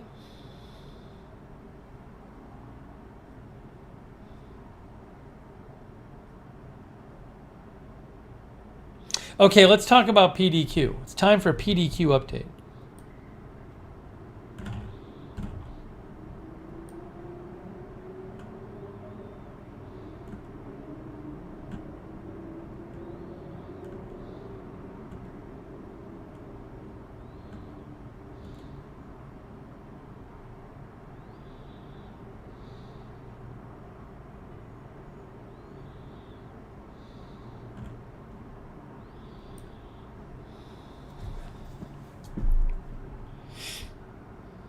Jay-Z says no, he has not been. Here's PDQ. Let's get saucy. Let's get saucy.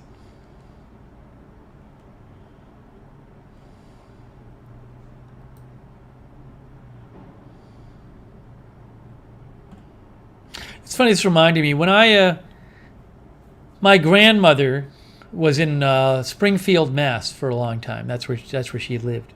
And we used to go there all the time. All the time. Like we'd go stay there in the summer for like 2 weeks or a week or something. But I remember there was a chicken restaurant. Like down the street from her, there was a chicken restaurant. I think it was probably fried chicken. And in all the years we went, we never once went there. You'd think like one time we would try it, but we never even tried it. Maybe she tried it and hated it, I don't know. But it was never even discussed. But I remember every time we drove there, you'd drive by this chicken restaurant.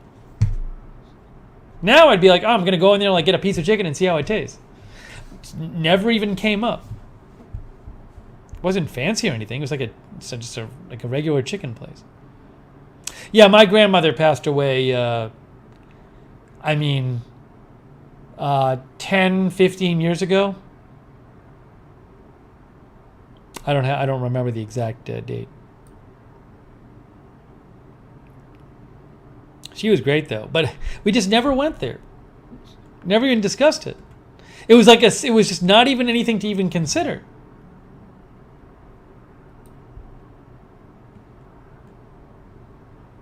Okay, PDQ.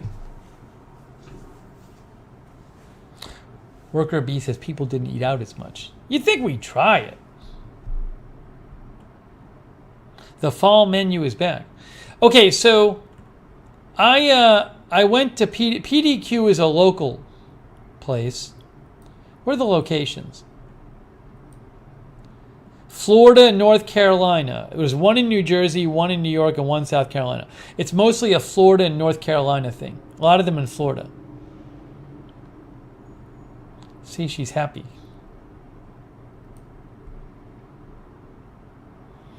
So,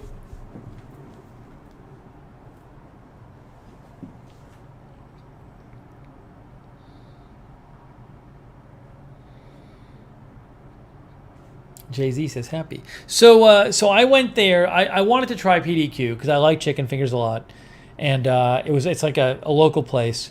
So I went there like a week ago, around 4 days ago. Maybe I went on Monday. I don't know, Monday maybe.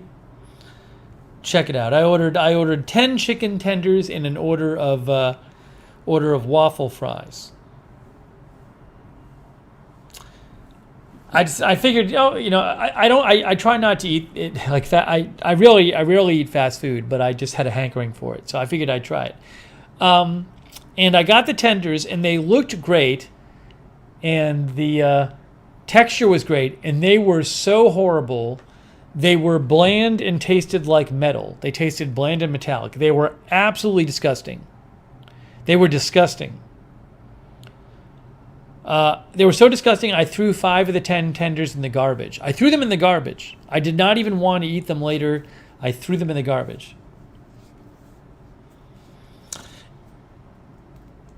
And please, no news unless it's an emergency. If it's not an emergency, no news.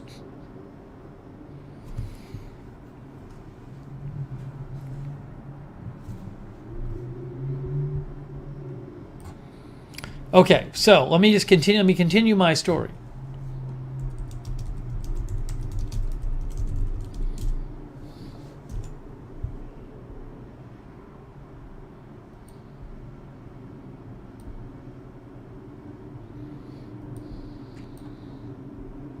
Hello, Bob Piffle. Yeah, Mark Helton says no news. Exactly.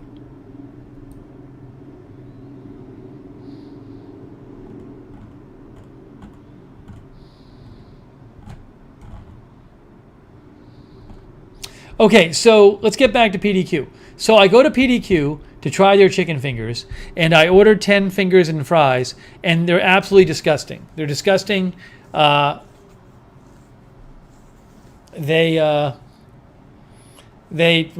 bland and they tasted like metal. They tasted metallic. I thought I might have the virus because they tasted like metal. And sometimes people with the virus taste metal. That's all they taste. Lynn thinks it was old oil in the fryer. Anyways, so what happened is I was going to leave a bad review and not go back. And then a couple of the viewers, including Gail, said, you should write to them. Gail said they were good, I think. But some viewers said you should write to them and give them a chance. So I went online and I filled out the form to write to them. And I told them my story. And then I got a call the next day from, I guess, the manager at that location.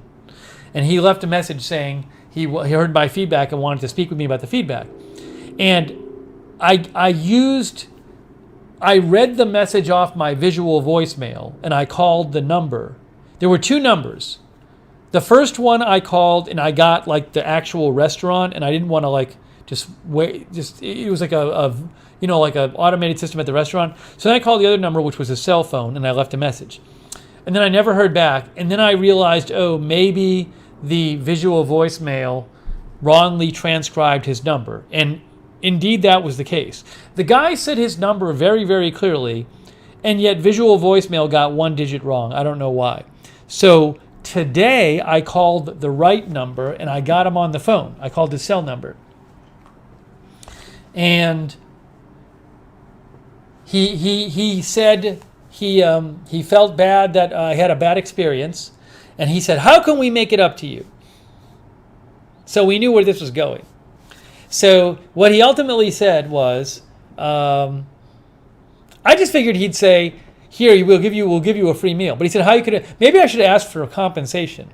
Maybe I should have asked for $100, but I didn't, because he said, how can we make it up to you?" So maybe he was hinting that they could even do more for me, but I just. Eventually he said, "Well, come." He said, "Come by whenever you want. I'm going to write your name down in the log book here. And I'm going to tell the people who work here. And whenever you want to come by, you will get a meal replacement: 10 chicken tenders and waffle fries." Now, the thing he didn't do, though. Oh yeah, I could have asked for a refund, worker B. That's true. The thing he didn't do, though, is he was very nice. He was very nice, and it was nice of him to offer. What he should have done, though, is in no way did he offer any kind of diagnosis of why they were horrible chicken fingers, right? You'd think what he would do, or chicken tenders, or whatever they are. You'd think what he'd do is he'd try to offer some explanation. Like he'd say, "Well, I think," like he wouldn't have even had to commit to anything. He could have just said, "I think maybe it was like, maybe the machine wasn't working, or maybe it was the oil, or maybe it was a bad batch." Maybe legally he can't say these things, but he wouldn't have to. He could have hedged it. He could have said, "Who knows? It might have been one of the workers," like just to reassure me. But he didn't offer any kind of explanation of why they would be horrible, which makes me think that they're just going to be horrible again.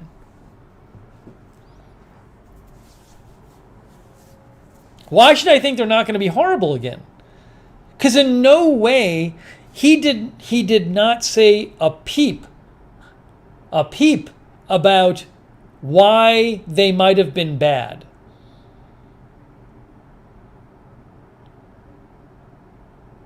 Manic Miner said, "Why didn't you ask?" I don't know. It just felt like he'd already offered me the free meal. I mean, I'm going to sit there with a restaurant manager and start telling him I don't know anything about how this stuff works. It's I probably should have said, "Why were these bad?" But I figured I'll go anyway. Ultimately, I'm going to go and try them. And they're either going to be horrible or not. And if they're horrible, then I know that their food is horrible. I'm going to go anyway. So it just felt like extra talking that we didn't need to do. I think he did apologize, Laura G.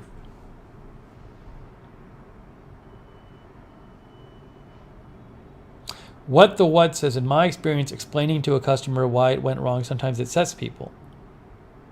Like, why are you telling me fix it?" Well, I'm wondering if he's worried, like, if you say what's wrong, then they can sue. Like, if he says it was bad oil, then I can get a lawyer and sue them and say, the manager told me they were using bad oil. Quiana said she had PDQ twice and the food was not good both times.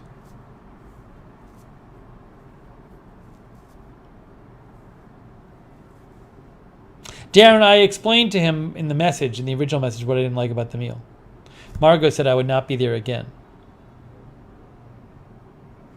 No, I'm going to go. I'm going to do it. It doesn't take very long. Yeah, who knows? Maybe they'll do something to the food when I order it. Whatever, I'm going to go. Mark says maybe the oil wasn't hot enough.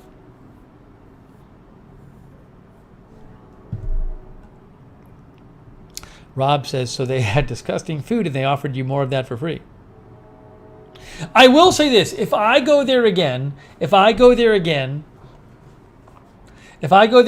the food is horrible again, I'm going to write another message and say, your food was horrible again. I'm writing bad reviews now. I will tell them their food was horrible again.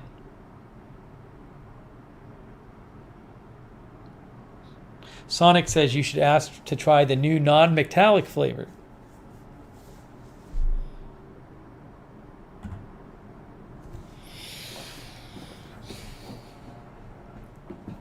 Tom H, I am going to live stream when I try them. I'm going to live stream when I try them.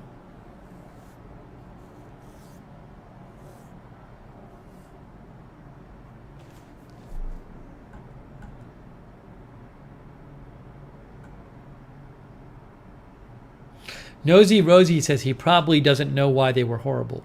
The thing is, he should have figured it out. He should have tried to. Well, he should have investigated it. Maybe he did, but he's had several days. Sarah Joy says maybe ask the workers when you pick up your new food why it was horrible.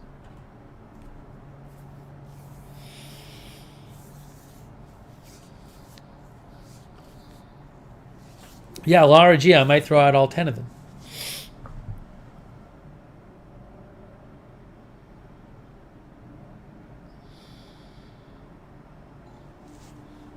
So that's coming up. We will be, at some point, we'll be doing that. It'll be very exciting. It was horrible. It was really disgusting. It was really disgusting. Like, it took me a while to get the taste out of my mouth, and my clothes smelled like the taste. It was just bad. Lori Sunshine says, I've been listening in the Workers' Lounge. Lots going on for me, too. GLG says it may be baking soda in the batter. Some baking soda has aluminum in it.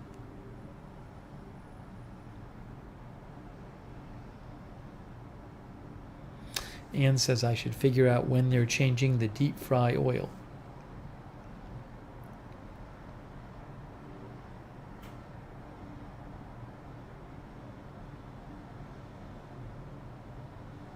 The fries weren't great either. They were okay. They were just okay.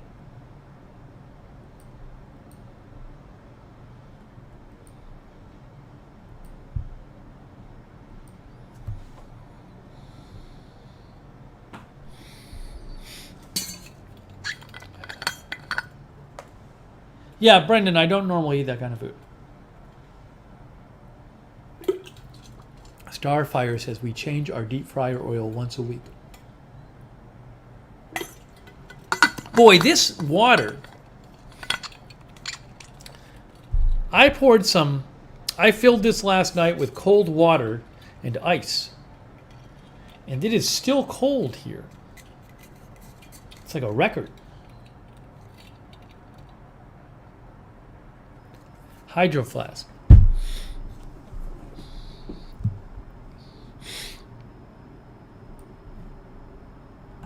Okay, what else did I want to get to? We talked about fixing the dressers. We talked about PDQ. We talked about driver's license. Oh, I had another thing I want to talk about. Hey, thanks to all of our moderators.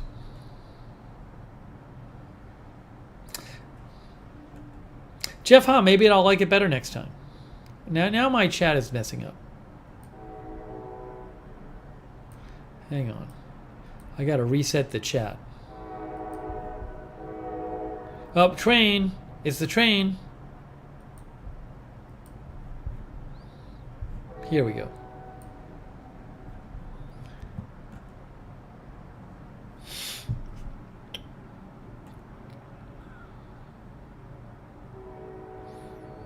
Loner Man says, my girl is currently in hospital from suspected food poisoning from Wendy's.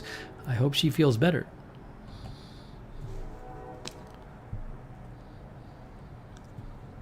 Yeah, I like the train sound. It's great. It's really cool.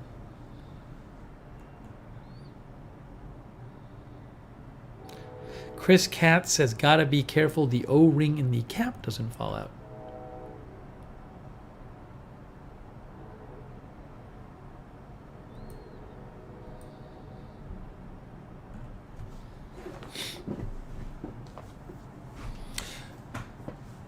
Hey, thanks to our moderators. We have Linda Belk moderating. Mark Helton, Sarah Joy.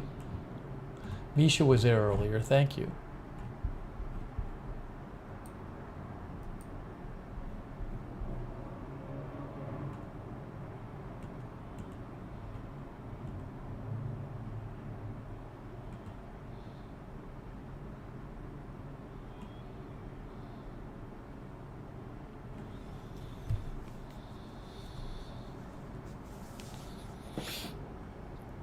I don't know if Jay-Z is still there. I was thinking Jay-Z should call in sometime. Jay-Z and I go way back. The thing is, though, Jay-Z and I haven't talked on the phone like forever. It'd be awkward if Jay-Z called into the broadcast, and we didn't just talk on the phone first ourselves. Anyways, maybe I'll message Jay-Z about it. Oh, Jay-Z's still here. You guys would like hearing from Jay-Z. Jay-Z and I go back to when we were kids.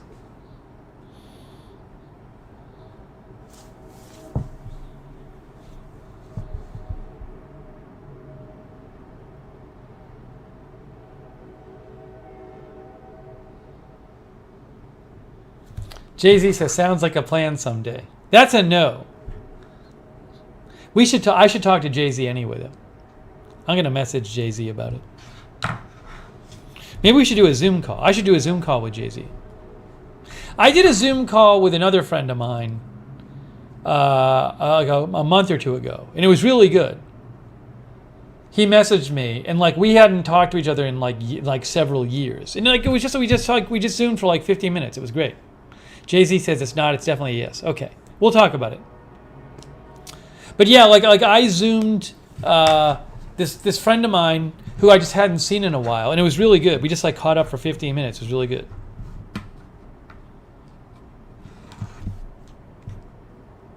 Where's Sal? I don't know where Sal is.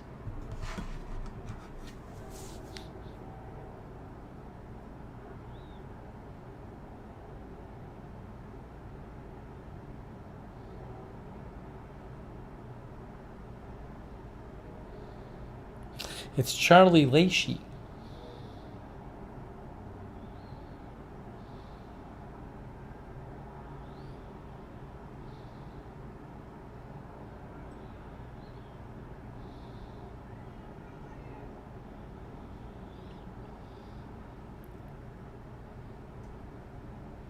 You know what? It's when I was younger, years and years ago. It's weird. It's I don't even know if like people growing up now know what this is. Like talk radio was the big thing. Like years ago, talk radio was a big thing, and like specifically like people would host a show and like people would call in. Like I grew up in Boston, and there was so much of the radio was people calling in. Like there'd be some host, and like the people would just call in. That'd be like the whole show. And a really cool thing was it was local, you know, because like radio stations, they were local stations. There was no internet, so like there was way more variety. It was fun. Like I remember all these different local radio shows I used to listen to. And it's not like that these days.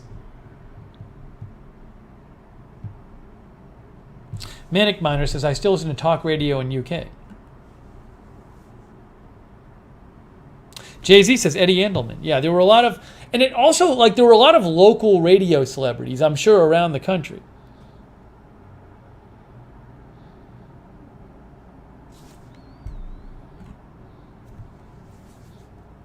Sue Thomas says it's still out there on AM. I don't know. Yeah, now I haven't tried to listen, so there probably is stuff out there. But it used to be a really big deal. I'm sure it's way less listeners.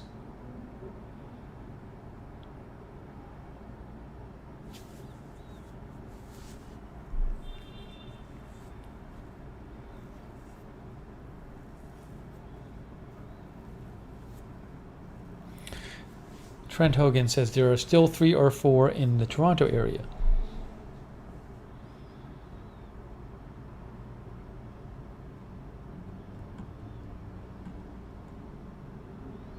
It was great. I used to go to bed listening to talk radio.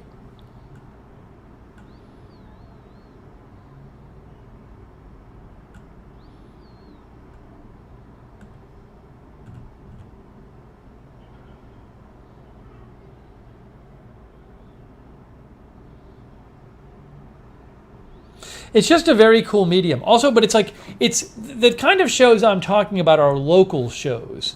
You know, it's not like Howard Stern is not like a call-in show. Like Howard Stern, I think, does great work, but like he'll take calls once in a while, but it's not really like a call-in show. I'm talking about like a local show where it'll just be like a person who's just like taking calls almost the whole show.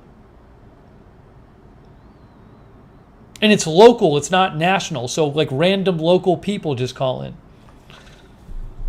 Jay-Z says that Meet You Do That Was Life in the 80s. That's just what you listen to. Worker B says today's podcast or yesterday's talk radio shows.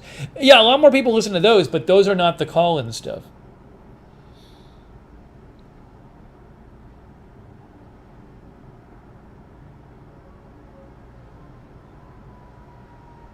Anyways. Misha says 104.1 Real Radio is a good one locally. I might have to check it out.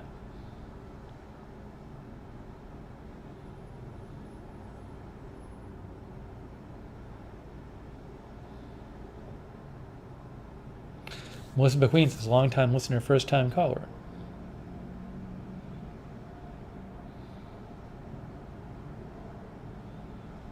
I'm thinking one sec says call-in trivia is big in the Caribbean. There was a local guy who did a trivia show. Morgan White Jr. used to do a call-in trivia show. And then in Boston. And then he would also go and like one time I was at a bar with some friends of mine and he was actually the host of the bar trivia. He would go out and do that. He was like the Boston trivia guy. Here it is. Morgan White Jr. Talk show host, Boston, Mass. There he is, Morgan White Jr. But I have a story about him.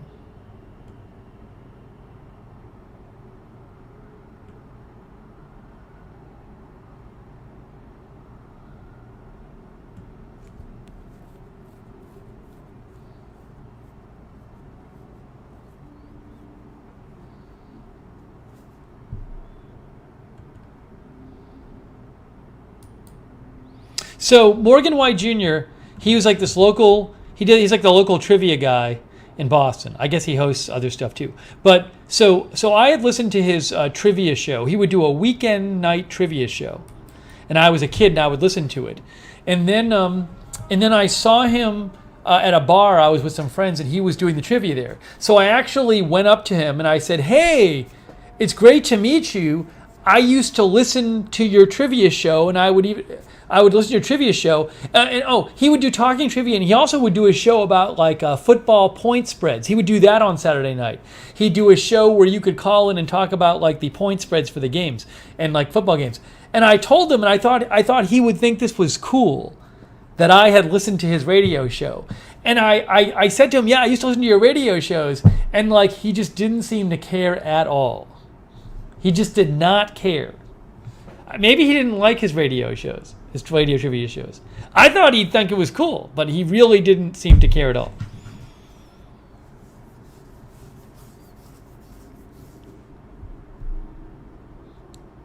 Asymptomatic says no blue check mark. Yeah, I mean he's like a local person. Anyways, that's my Morgan White Jr. show.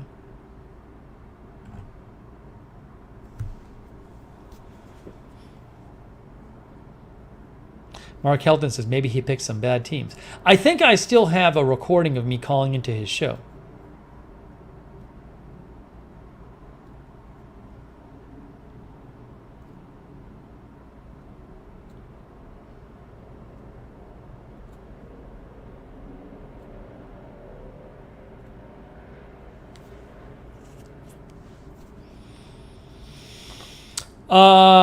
You says, yeah, I still have the plug-in motion light. I have it in my bathroom.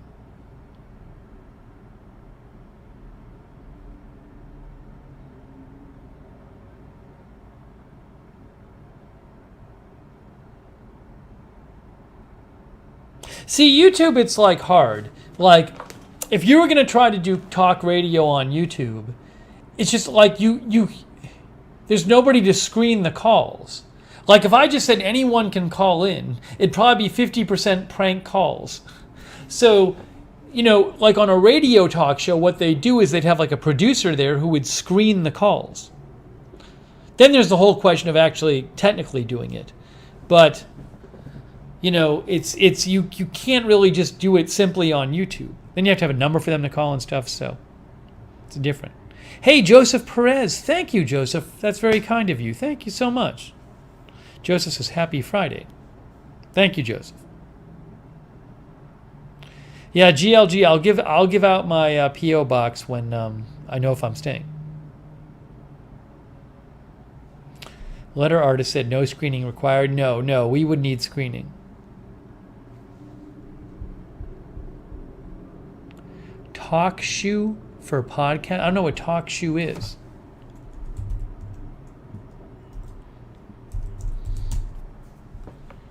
Free podcast platform? Maybe Jay-Z works for talk shoe.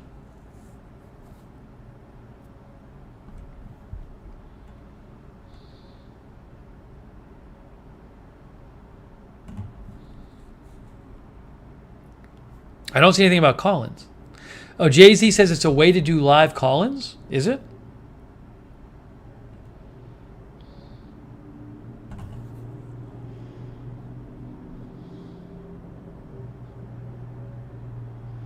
Gone with the Gale says Gray Hughes does a true crime call-in talk show.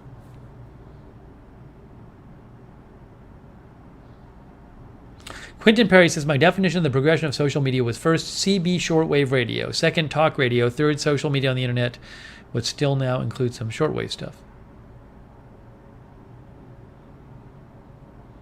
Frost Diamond says it's really easy to use. Who knows? Maybe one day. Maybe one day.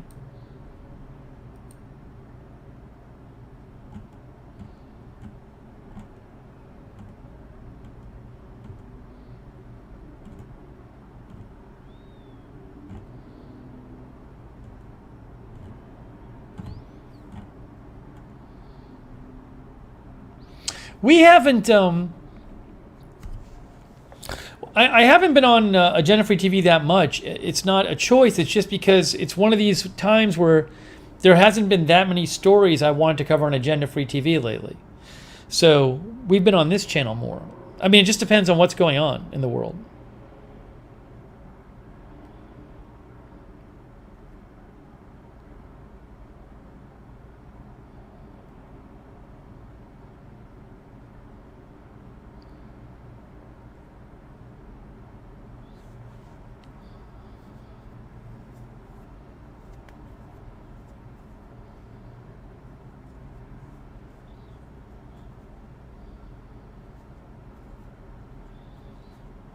Lori, yeah, I acknowledged you like a half an hour ago. I read your comment.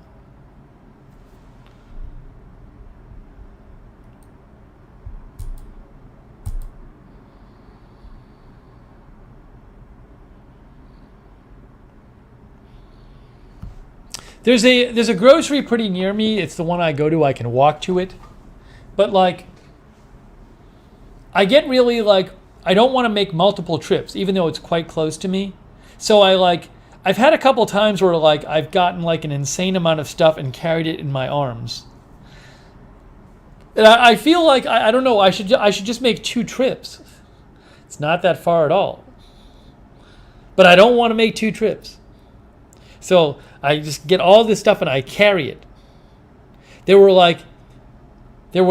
sparkling water was 3 cases for 2, price of 2. So I got 3 cases. Those are heavy. I could have gotten that all at once. I like to go get it. I could have everything delivered. I like going to get it. I like to see what I'm buying.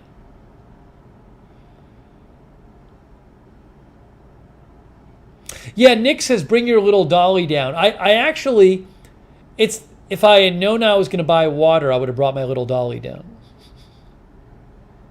But I didn't know. It was on sale. Yeah, JMJ Show Channel, the Agenda Free TV 2 is still there. It depends on what the stories are.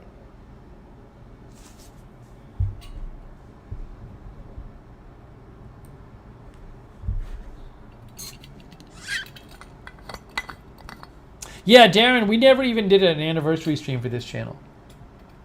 Probably should have. I was moving.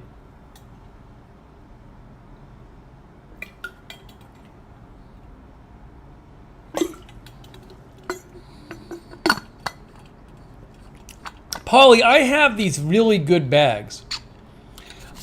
I have these bags I'm very happy with for groceries. I've had them for years. They're awesome.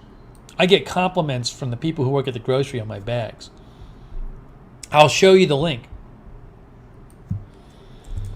I'll show you the bags. If I can find them.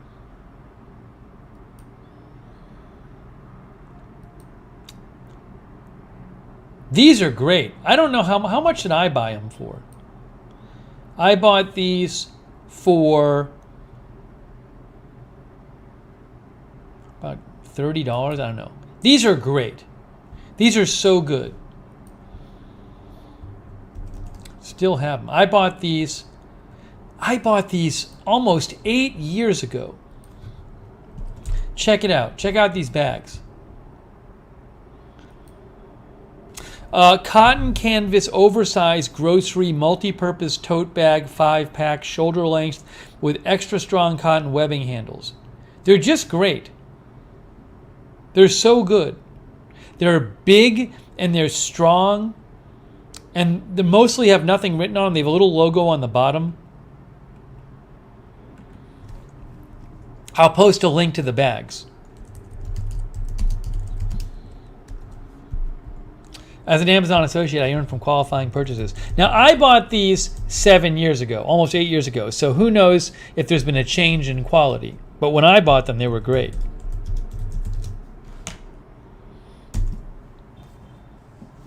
It's also great it's so great to not be using the plastic. I hated wasting all this plastic. Some locations, they don't even give out plastic anymore. Near me, they still do. But there's so much waste. Like every time I go to the grocery, I just don't have to use plastic bags. Oh, thank you, by the way, Sherry Not Shirley. I appreciate that. Sherry Not Shirley, thank you. Thanks for the sticker, too. Thank you. Much appreciated. Nick says in California, they still charge us 10 cents per bag.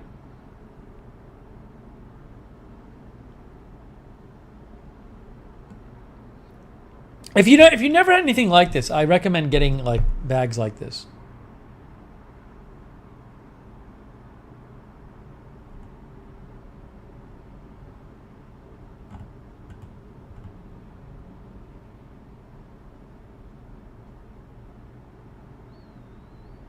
Not Cupcake said Cuomo banned the use of plastic bags in New York State. Oh, Sonic says look up trolley bags. Thank you, Sonic.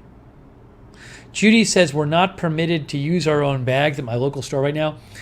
In Whole Foods, you can use your own bags, but then you have to load your own bags. That's what the policy is there. Anyways, these bags I just showed you, though, another great thing about these is the straps are actually really long. Like you can put these over your shoulder. They're great. They're so good.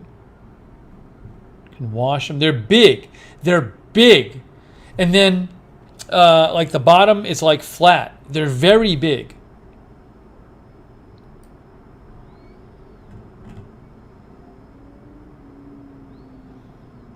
Margot says I prefer to bring my own bags. Polly says the IKEA ones are longer and wider. Polly likes the IKEA ones. Oh, like these? You can buy the bag you use at IKEA. Frakta? Is that the one you're talking about? These?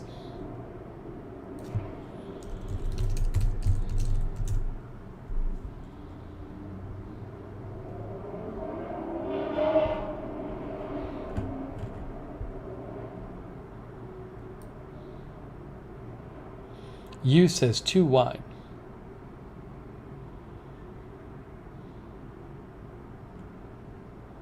Hey, thanks, Charles Goki. And thanks, Charles Goki, for thanking the moderators. Thank you.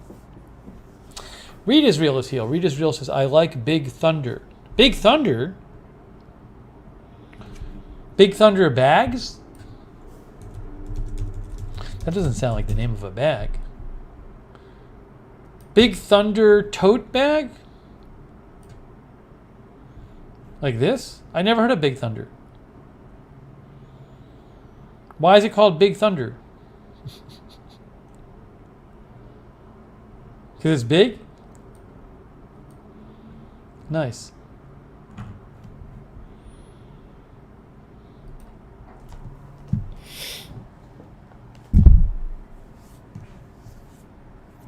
Schmendrick says frakta means to move. I don't have raw meat in the bags. I wash them every so often. I'll probably wash them tonight. I gotta wash my whites soon.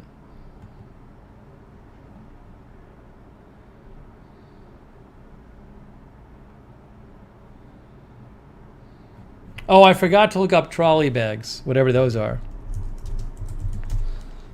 Trolley bags.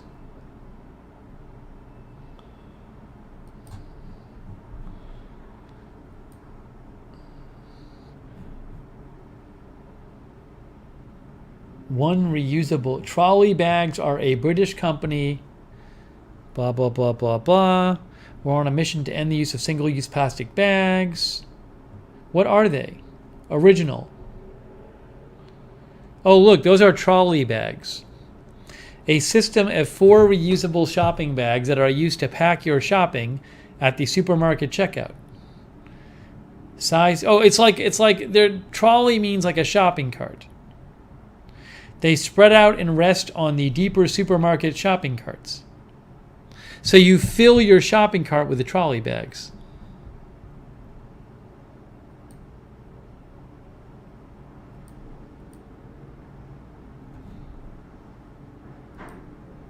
See, that's what they are.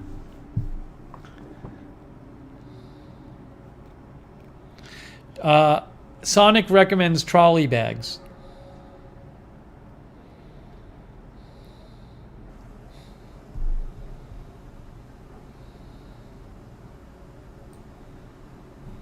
Tanya says that's a cool idea. Linda says those are cool.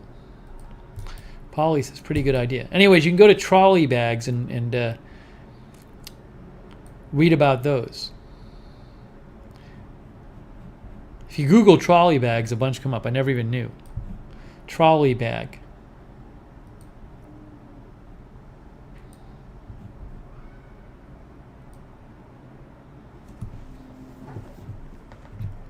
There's Bed Bath & Beyond.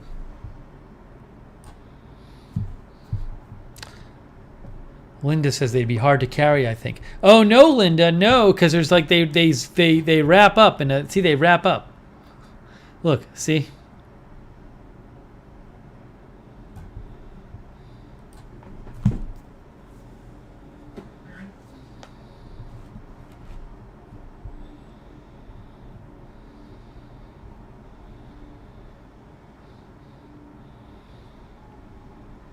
Okay. So we talked about bags. Hey, thank you, Tom H. Thanks so much, Tom H, for your support. I appreciate that, Tom H. Thank you. Oh, I think there's a skunk outside. I kind of smell a skunk. Sonic says they have handles on the individual bags too, I think. I think Sonic might have invested in trolley bags company.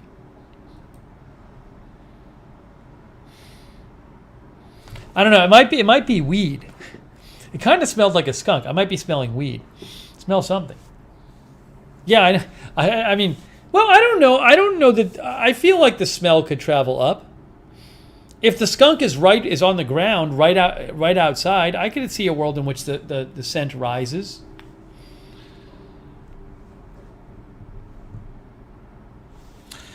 Read Israel says no plastic in my area anymore. You bring your own.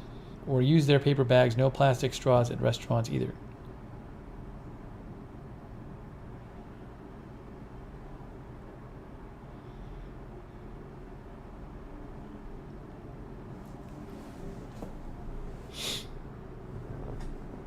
My last building in Atlanta, there were a lot of people who smoked in Atlanta. A lot of them.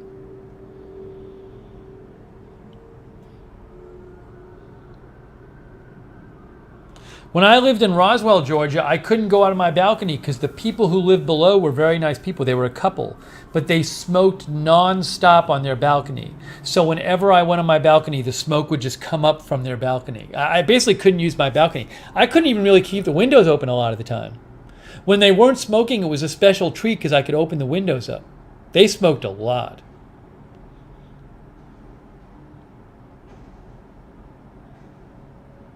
That was a cool place. I lived at this place when I used to live in Roswell. I lived in this place called Park 83, which is a very nice place. It's like in the middle of the woods. And what's really, it's a very nice setting. I wonder if I can find pictures here of Park 83 for you. Yeah, I want to find pictures of the actual setting.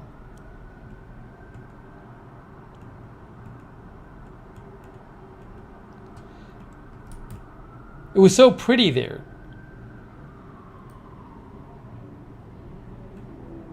Yeah, so like Park 83, like this is what it looked like.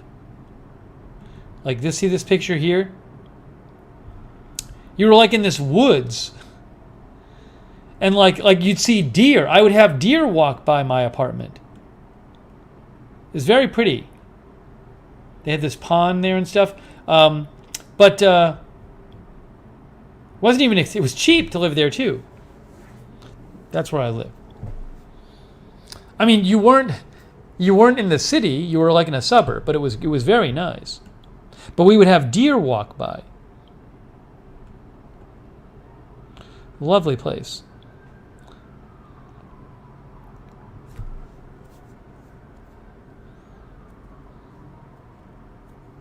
Roswell, Georgia.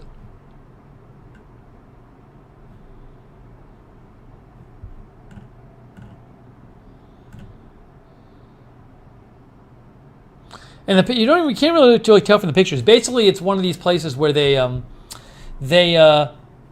basically like made a housing complex in the middle of the woods. So, like, if I do this here, I don't know why the tree's brown. This is like in the winter or something. But see, there's Park 83 by Cortland is here. So that's where all, see how it's like the woods. For some reason, this is taken like when some of the trees weren't green. But yeah, Park 83 is this one right here. So this is all woods in here.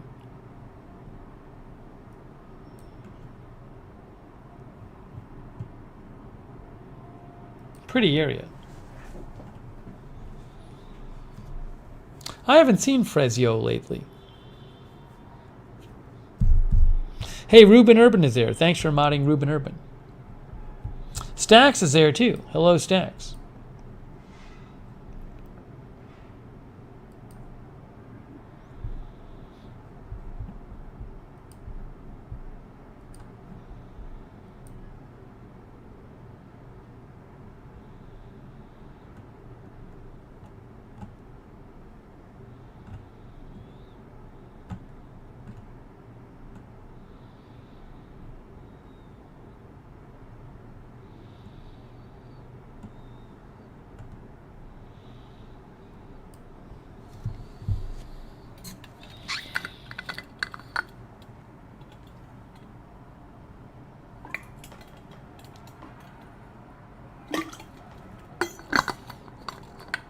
Chris, if I had my own house, it'd be such a headache. Where am I going to buy it? I don't even know how long I'm going to stay in a particular place. I just can't do that. And all that money and got to deal with everything. Park 83 is in Roswell, Georgia.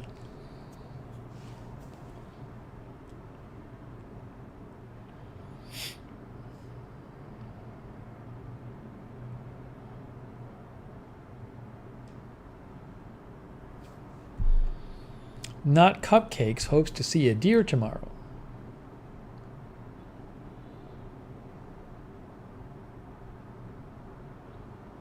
Why do I move so often? Because I've been doing different things.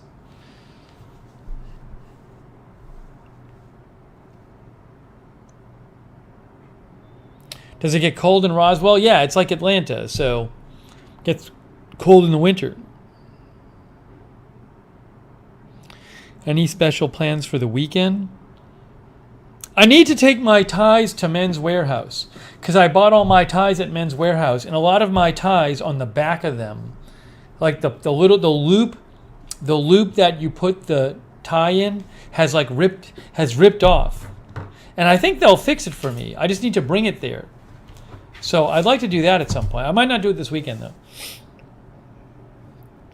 I got my dressers fixed today. If you missed the elevator update is that let me just read you again because I know some people want to hear the elevator update. My manager messaged me and said, I met with the elevator technician last night. I pointed out the sound and he believes it's coming from the braking system. He says the noise is not unusual and there's mechanically nothing wrong with the system. However, he does think he'll be able to make adjustments that will help soften the sounds. The work is scheduled for Monday of next week unless there's an emergency. So, who knows? I personally don't think that's going to fix it. And then the question is the building try to figure out what's actually causing it? What's causing the noise to travel? But we'll see. That's the update on the elevator. It's Killer Duck Aussie. So I got to bring my ties in to get fixed.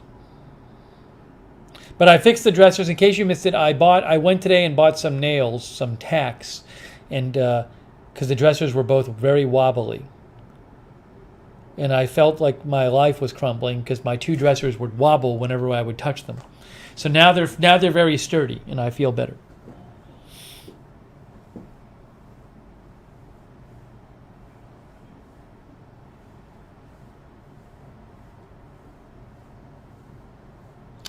GLG says you could sew the ties by hand.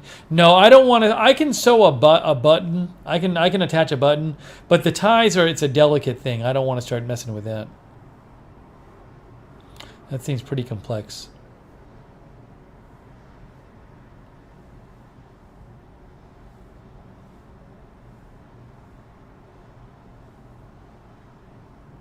Oh, you know what I've noticed? This is very interesting. You know what I've noticed on Agenda Free TV? I think it's mostly Agenda Free TV. Several people on Agenda Free TV, several like trolley people, have said they go into the chat and they say he's dyeing his hair. Or they say, what a terrible hair dye job. Now, I've never dyed my hair. If people want to dye your hair, that's fine. I don't care. But it's so funny because it's like the people are so angry at me. They're wrong, but they're angry. They're like, look at what a terrible job he did dyeing his hair. Like, does it really look like I dye my hair? I mean, I don't. But I've seen multiple different people say it. Sarah Joy says it was so random. It was on different days. It was on several different days.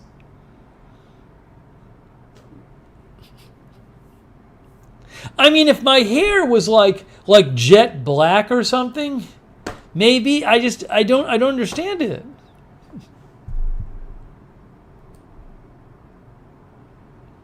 Linda says it depends on the lighting how dark it looks. Sarah said it was out of nowhere.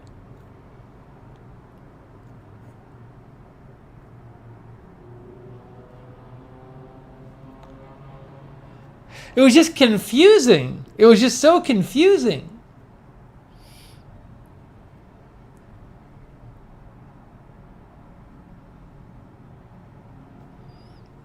Anyways, I noticed that.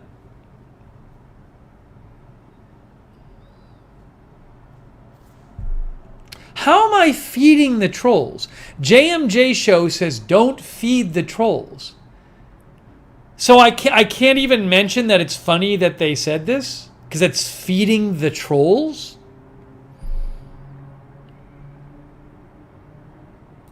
Oh, thank you, Misha. Misha's so impressed I fixed my dresser. I bought some tacks and nailed them in. She says, good for people who dye their hair. I'll always do it. I mean, plenty of people do. I have no problem with it.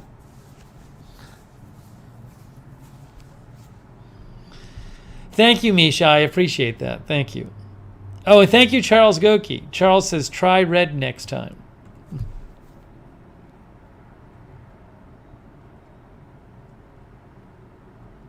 That'd be fun. I'd probably look bad on me, though.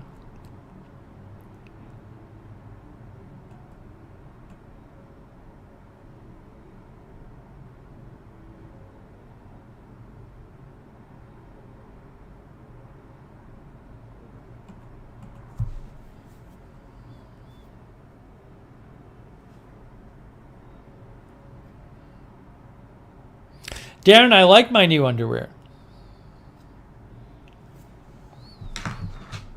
The winners of the underwear for me was MeUndies, and I actually like the what is it? Our viewer makes them. What are they called? The underwear.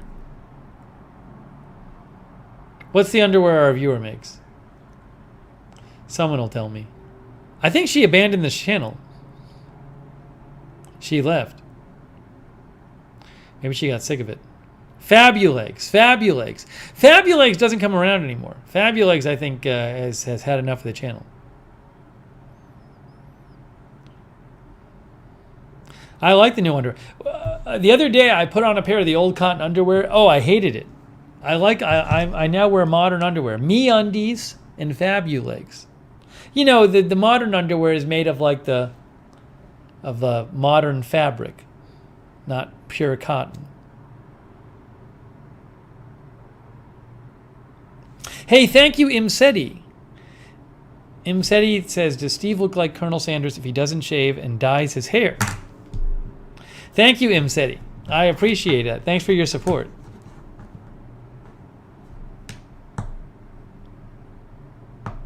Boxer briefs, Edward. Yeah, if you missed it, I did an underwear review stream on this channel. You can go back and find the underwear review stream.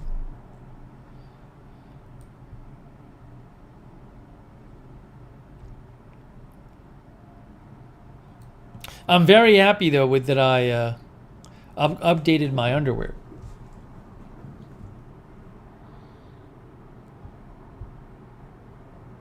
Why isn't the unboxing, the underwear review in the unboxings and reviews? Hang on. I gotta change where that is. Ultimate Boxer Briefs review stream. That's what it's called. The Ultimate Boxer Briefs review stream. Why does it do this? Hang on. Hang on.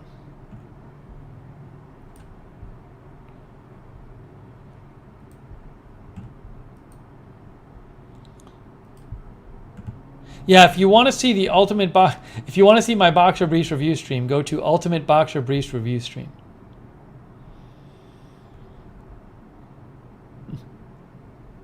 There I am.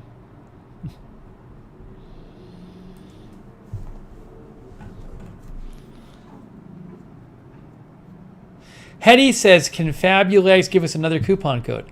I might buy some more Fabulegs if she gives me a coupon code. I think I think something we did she didn't like and she's not around anymore. I haven't seen Fabulegs in like a month. Hey, people change their channel preferences. It's okay. Hey, Letter Artist, thank you. Letter Artist says towards gray hair dye. KFC look. Thank you, Letter Artist wants me to go all gray. I certainly have more gray than I used to. That's no question. Thank you, Letter Artist. Maybe that's what I'll do. That's the cool thing, right? Some younger people do the gray thing.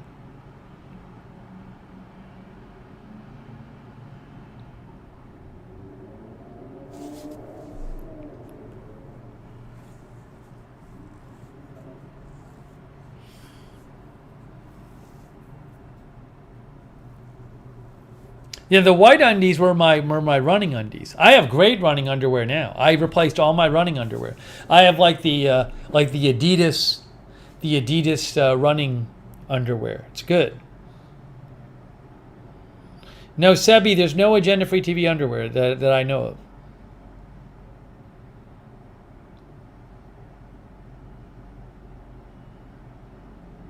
Expecting storms has have random gray strands.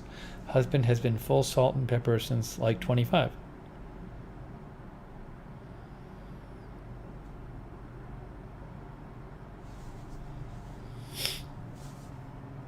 I run for like an hour.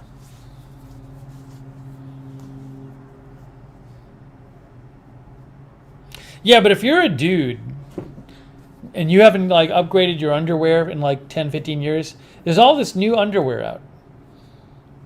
The new fabrics are great.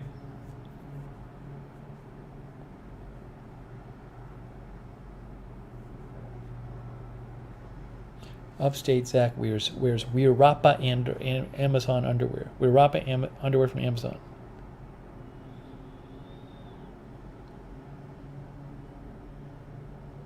Ha! Report of the week says, so Steve is reviewing underwear now. Perhaps I need to up my game.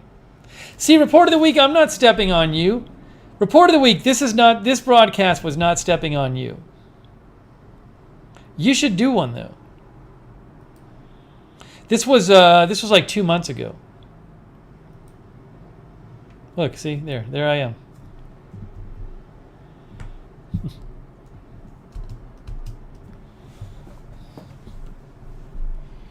We did Tommy John.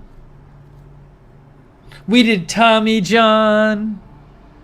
We did what were the brands? I don't even remember the brands. We did Saks. We did Tommy John. We did MeUndies. We did Mack Weldon. We did Gap. We did Fabulegs. We did Calvin Klein. I tried them on off camera, but during the broadcast.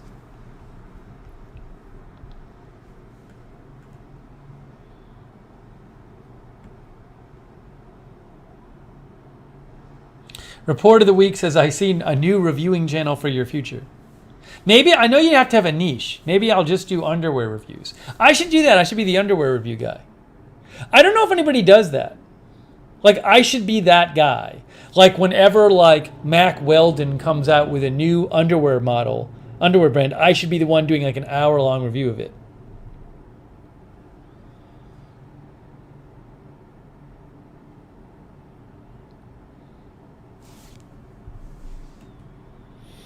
It's all about niche.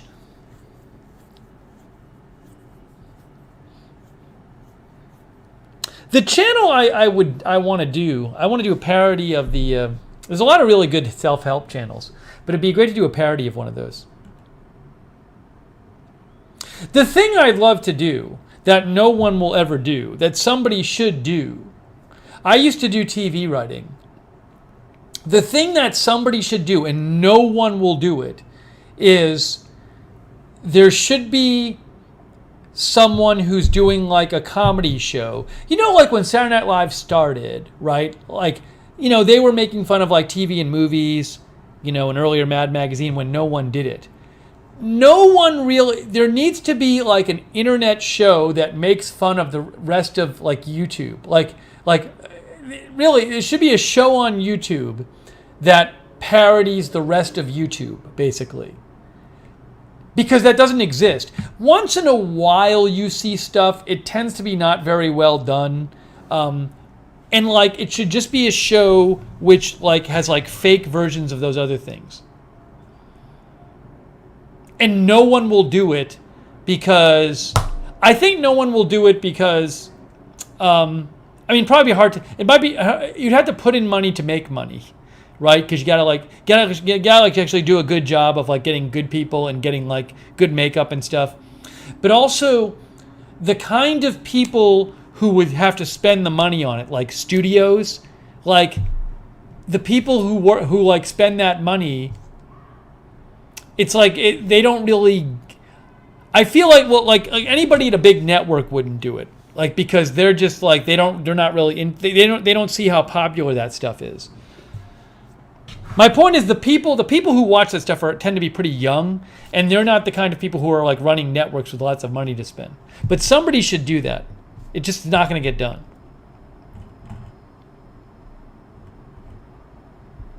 Yeah, like an SCTV or an SNL, but it should be it should be produced on the internet.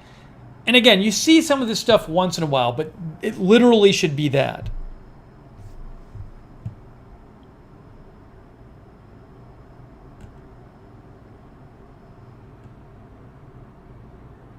You says sounds like a big budget. Well, yes and no. I mean, because a lot of stuff done on the internet is low budget. So You know, like James Charles is very popular, but it's not like he has like, most of his videos are not like, you know, shot on some crazy location. It's shot like in his studio.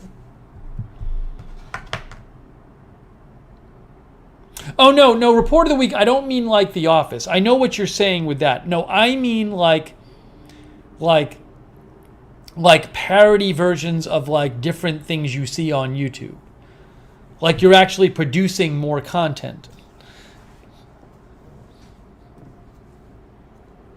But it's not like, I mean, you could do, but it's not really, my point is not behind the scenes. It's actually making more content, but like parody versions of it.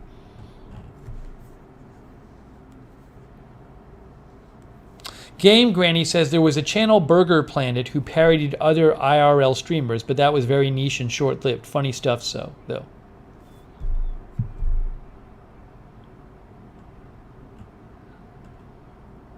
I mean, my point is, my general point is that like for younger people, and not just super young, for not just younger people, for a fair amount of the population, their pop culture world is like YouTube and Twitch, right?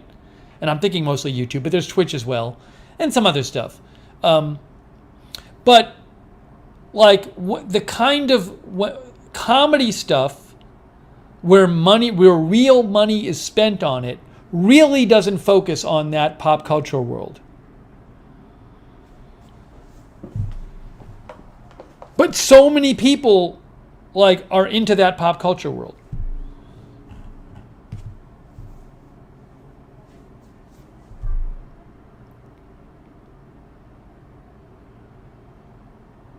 Yeah, Melissa McQueen. No, I used to joke about doing an Emma Chamberlain parody, but it's just, it's just whatever. If I won the lottery, if I won like the Mega Millions and I won the $800 million, I would do that. I would do that channel. I would like put money into that channel.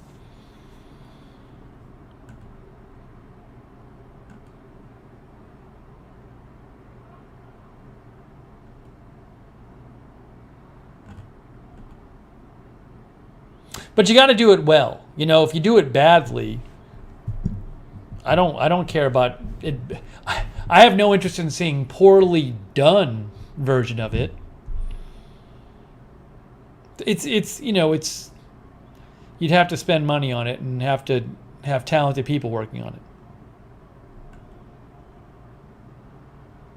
The bad version of it doesn't really get you anything. It's not really particularly interesting.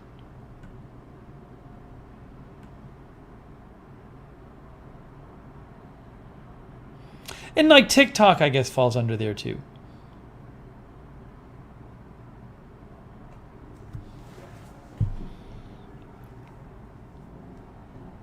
Yeah, Jay-Z, I mean, it's like one of these online studios would need to do it, but they're into producing the actual content, not the parody content about the original content.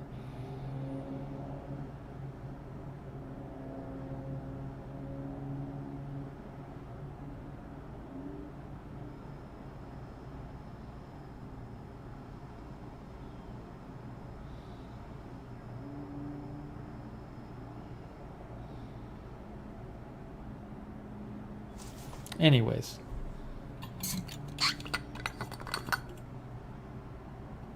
Oh no, Jay-Z, if it was done well, it does have the potential to make a lot of money. But you would have to get it off the ground. And again, it's got to be done well.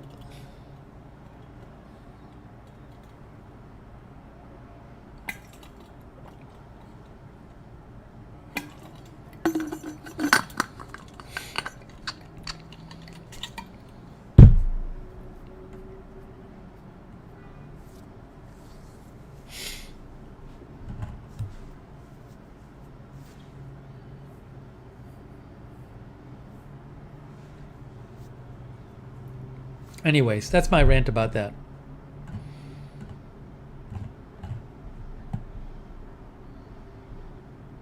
Yes, ice cubes fit in here. This is a wide mouth bottle. Big ice cubes fit in here.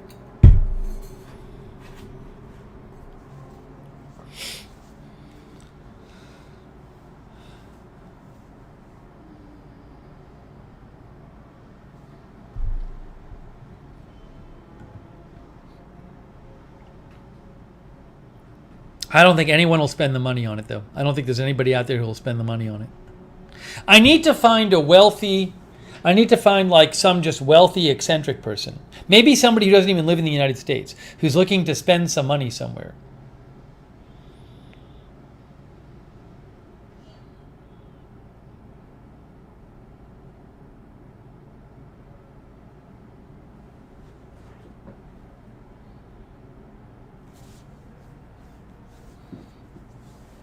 But that's the idea. Because I actually do think it has a decent chance at good returns. But it's got to be somebody willing to just spend the money on it.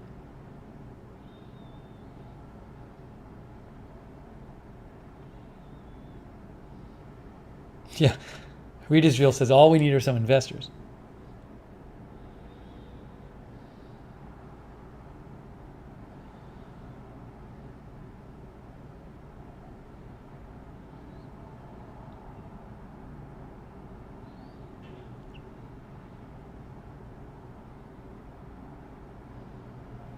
The other thing that would be interesting is if you had stuff like on YouTube kind of making fun of YouTube, would they like demonetize it all and not have their algorithm show it? I don't know. I think they'd be okay with it.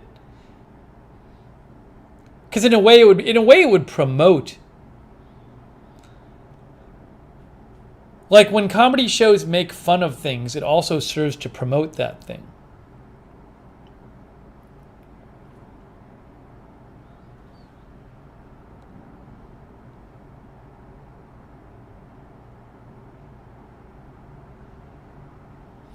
Jay-Z said they will keep you on it if you increased views.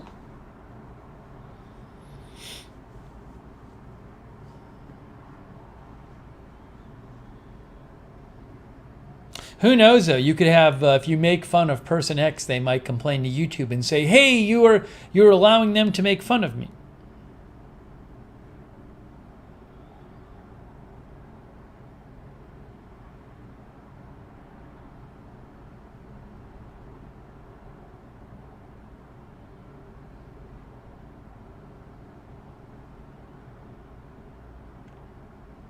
People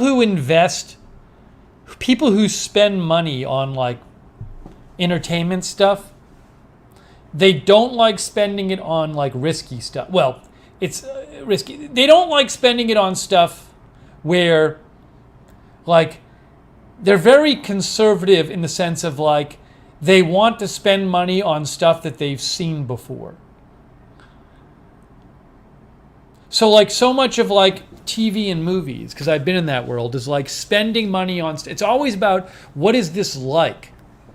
It's this weird thing because the big hit shows tend to be shows that are not like things that came before. So you'd think the rational thing to do would be to plow money into stuff that's different, because the stuff that tends to like be the big new thing is like different. But that's not what happens. Is people who invest in entertainment stuff, they're always asking, well, what is this like? And then they only end up, so much of what they spend money on is like, well, like, you know, show X was a hit, so let's do a different version of show X. Or movie Y was a hit, so let's do a movie like movie Y. So it's just like, it's like impossible to get people to spend money on something if it's not like something that's like a big hit. And the idea I'm talking about is just not like anything that's out there, so no one will spend money on it.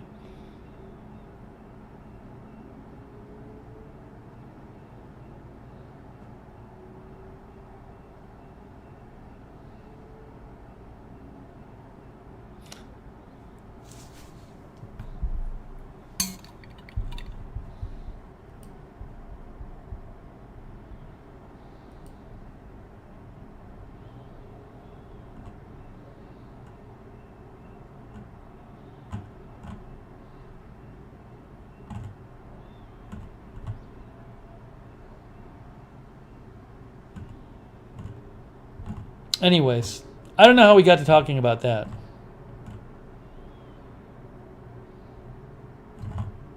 But we did.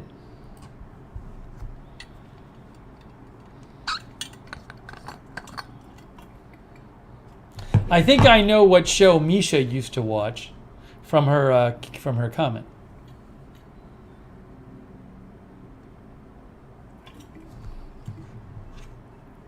JC says, you don't think that has changed in the last 30 years? Well, JC, I understand your point. I mean, there's so much more programming now.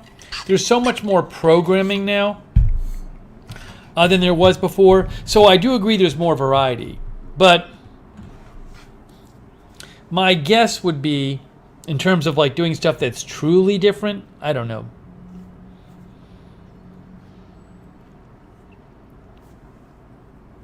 The beeping you were hearing outside was, I think, sometimes people have those scooters, those infernal scooters, and sometimes like when the scooters are like on their side or something, they beep.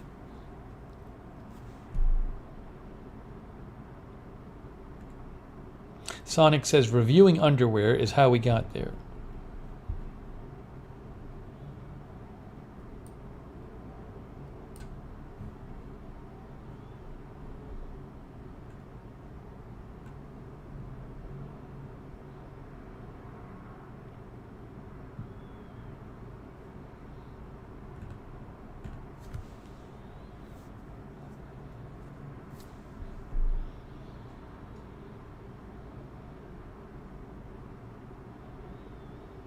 When I first moved to Atlanta 2 years ago, the scooters were running rampant. People would like drive them really fast on the sidewalks. It was very dangerous. And a number of people got killed. And then the city banned them. The city said you can't ride them on the sidewalks, and that was that. It was bad. The first year I was there, it was quite dangerous. Not necessarily the news on HBO was quite good. I watched that when I was a kid.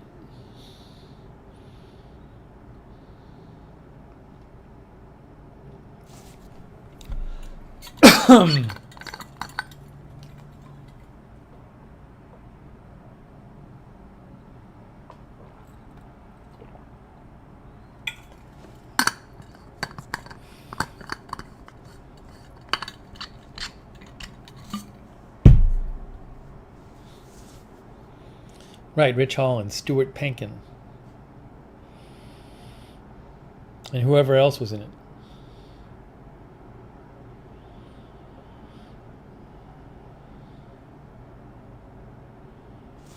Everybody knows what show Misha was thinking about.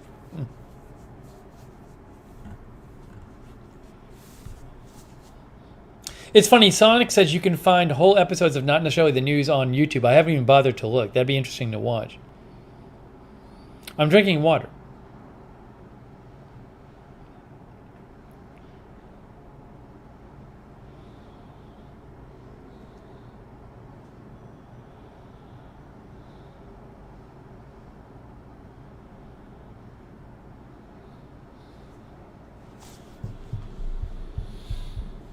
All right.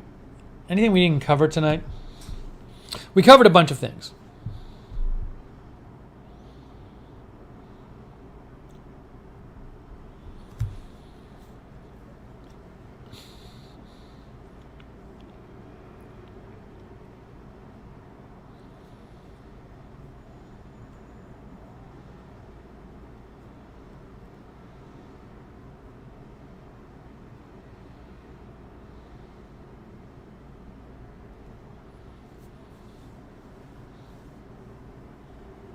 Sniglets.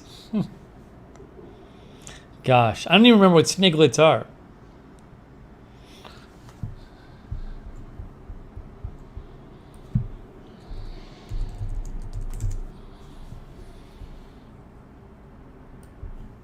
A sniglet is a humorous word, often humorous word, made up to describe something for which no dictionary word exists.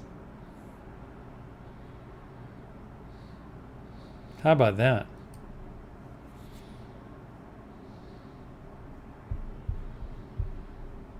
I don't even remember. No, I'm going to call about the flashing light next week.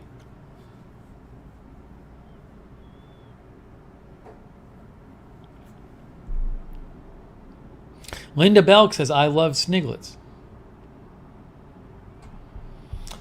How old is Rich Hall?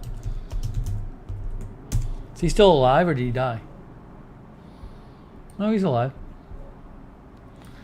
66.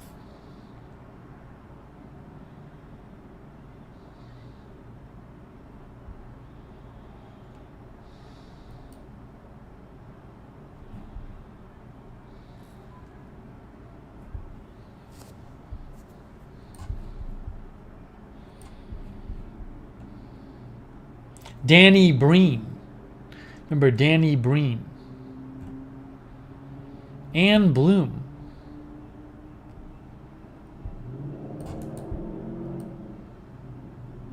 She's 73 now. There's Anne Bloom. From Not Necessarily the News. She's 73 years old. Wow. If it's the same person. No, it is. It says she was Frosty Kilman, Not Necessarily the News.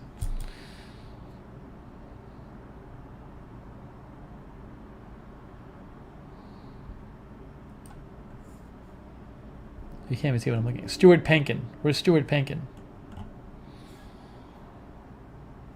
Stuart Penkin is 74.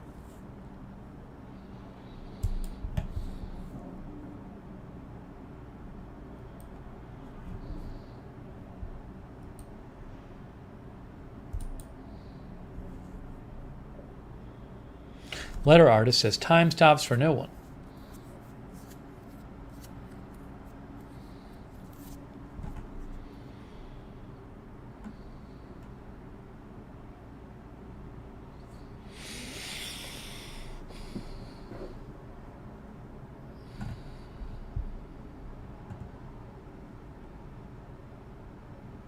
Oh, thank you, Chris Katz, for your support.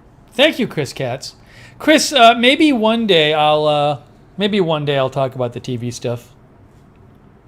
Maybe one day. Hey, thank you, Chris Katz. I appreciate that. Thank you also, Denise Horton. Thank you, Denise. I appreciate Denise Horton from Canada. Thanks for your support.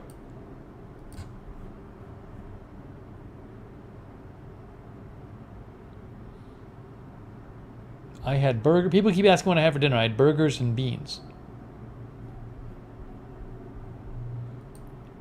All right, we're getting close to that time, guys. We're getting very close to that time.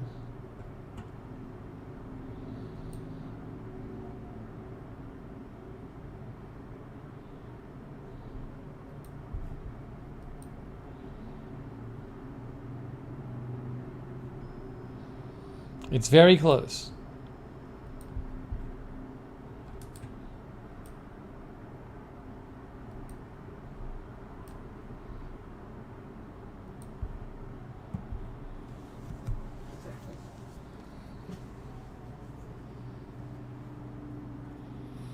Nick wants to go vacuum the car. I got to go vacuum my car at some point.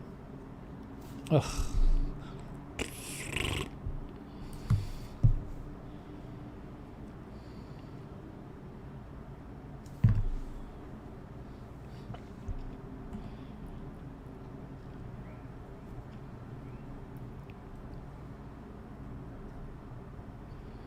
Christian Montoya, no worries. No, I'm not going live on Twitch after this. No cleanup stream. There's nothing to clean up.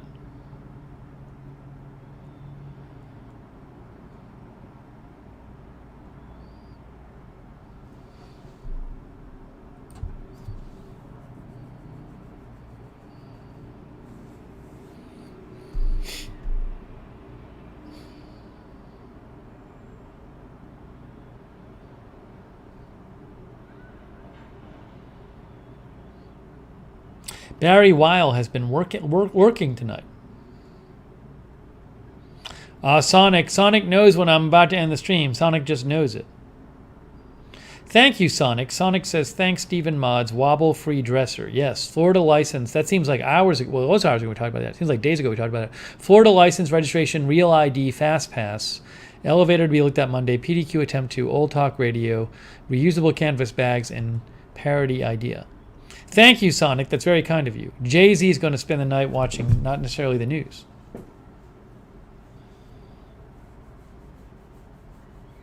Terry Warner was in the Lurker Worker Lounge. Thanks you guys for watching the stream. Thanks for watching the stream. Yeah, I think we're going to wrap this up.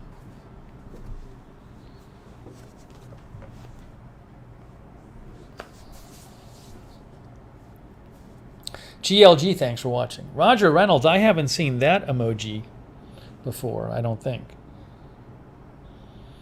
Christian Montoya. Tony Del Monte. Oh, my alarm went off. I'm going to check if I can make an appointment. It's December 5th.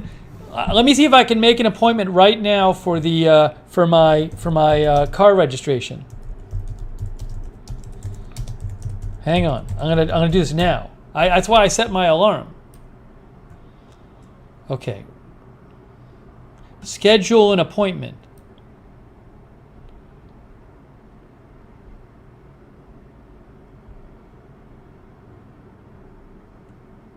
I need car registration. Car registration appointment. Orlando, my county.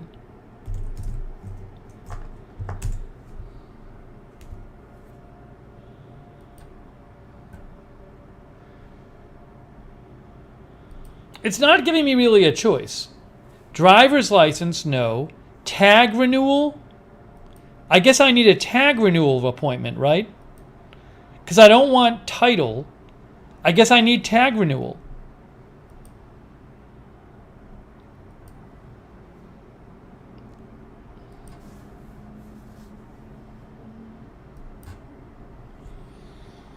Title, register, transfer, renew, update, or return tag.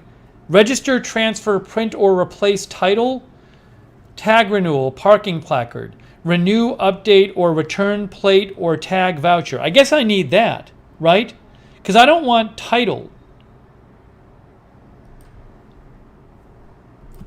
Hold on, there's no option to make an appointment for getting. There's literally no option for what I want to do. So I got to pick one. There's no option. I'm not doing driver's license. I'm not doing medical card update. I'm not doing taxes. I'm not doing title. I'm not doing tag renewal, parking placard. Those are all the options. That's it. No, I'm looking at it right now. There's 5 options. None of them is there. None of them is there. So I just need to make an appointment and pick one of the things, and I'm sure they'll be okay with it.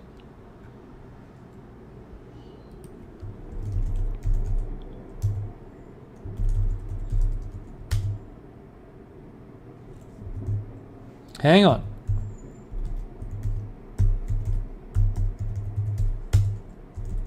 I'm doing this now. I'm not even finishing the broadcast yet. I'm doing this right now.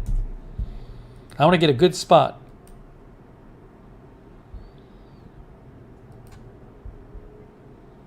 Oh, I got my pick of times. Okay, I'm going to do it at... I got to pick one here.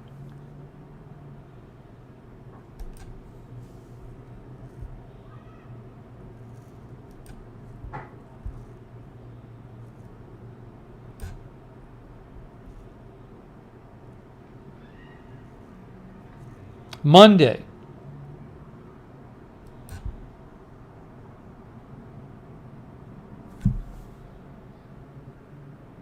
Appointment created. I got my text message.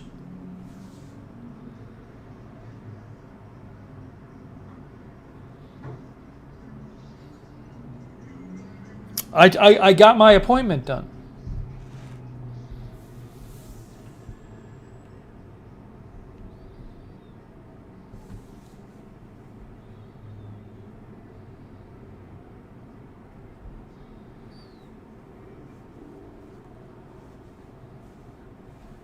Yeah, I have my title with me.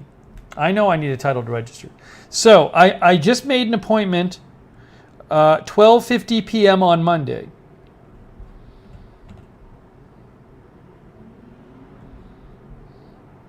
No, my the other stuff I have next week is hang on a second here.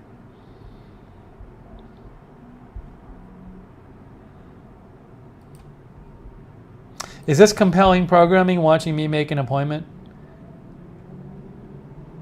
Yeah, my 3 a.m. YouTube focus group is next Thursday. So breaking news, I just made an appointment to get my license plate and registration. And that was for Monday at 12:50 p.m. And the reason I had to make it now is because what they do is basically you couldn't make an appointment for next week until December 5th. And I'm glad I set my alarm. I set my alarm for 12:01 a.m. And I went online and I made the appointment, and I could see the appointments were already filling up. They were already filling up. So I got right in there at 12:01 and I got my appointment. Who knows? Maybe if there's news, I'll have to cancel it. But so I'm going to do my Florida plate, and there was no real choice for what I wanted to do, so I chose the closest one, which was about red. I have to imagine. Look, I went in there today, and I had only scheduled a driver's license appointment, and then the person said to me after she gave me the driver's license, she said, "So what else are you doing today? Do you want to get your registration done?" I said, "I didn't know I could do that." So it doesn't sound like there are too much sticklers for the appointment you make.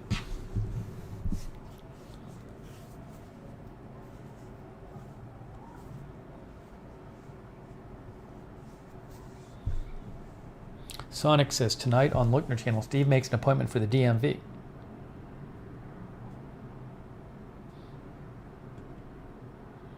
I do luck out though, because when different places you live, different things are convenient to you. When I lived in Alabama, my auto repair place was like across the street. So it was so convenient to get my car serviced because I just leave the car there, drive across the street. But here, I just happen to be pretty convenient. I can walk. I'll have to take my car there, but I'm very convenient to the office where they do the car stuff. So it makes it less of a pain to do.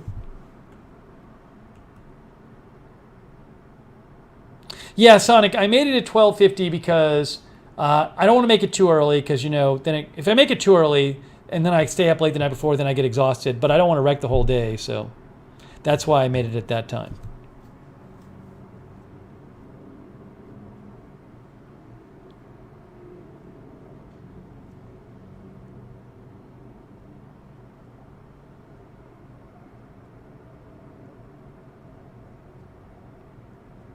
Now, some people are mentioning it's around lunchtime, so there might be fewer people. Hey, but I have an appointment. Today, they took me right at that time, so they seem to be on the ball there in terms of taking people on time.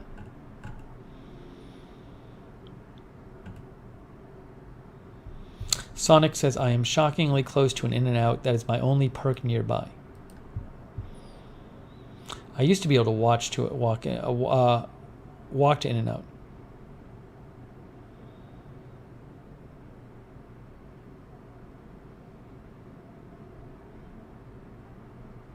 CAA says they need to do everything by appointment, which is not cool for those trying to get one.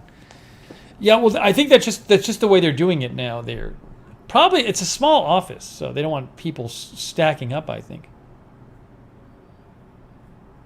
Read Israel says, here they don't let you actually walk inside until your appointment time. At where I was today, if your appointment was too late, they wouldn't let you in. Misha's having a glass of wine tomorrow because I've driven her to drink again. She says she's kidding.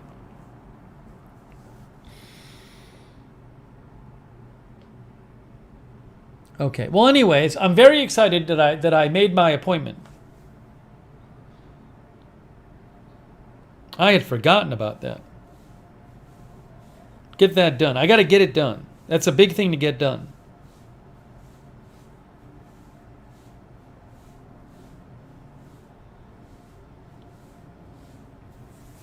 Had all this stuff to get done. Had to take my car in, got that done. I got my driver's license done. I fixed my dressers.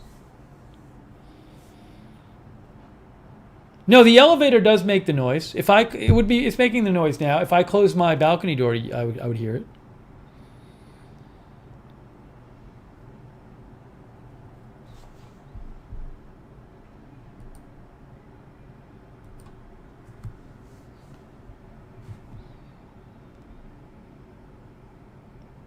All right, it's time, guys. We're wrapping it up. I'm so happy I got my appointment. But you never know. I might have to cancel it. You know, if there's big news going on, I'll have to cancel it.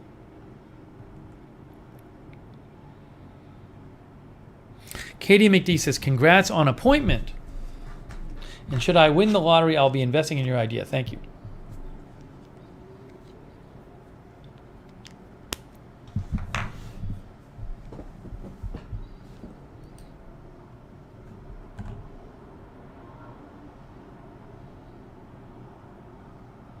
Oh, I got a email about the appointment too.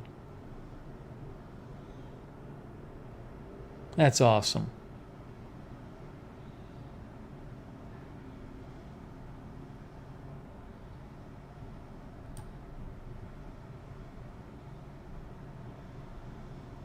Make a backup appointment for the next day. No, I'm not going to do that. I understand what you're saying, Quentin, but if it's I don't have to do it right away. If there's news, I'll make another. Because if everybody did that, there'd be no appointments. If everybody made backup appointments, so if there's a news, I'll make another one.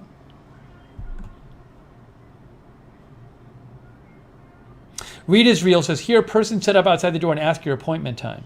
I think that, and then they send you back to your car if you're too early. I think they did that today, but I think I went in like the side door by accident and nobody talked to me, so I was confused.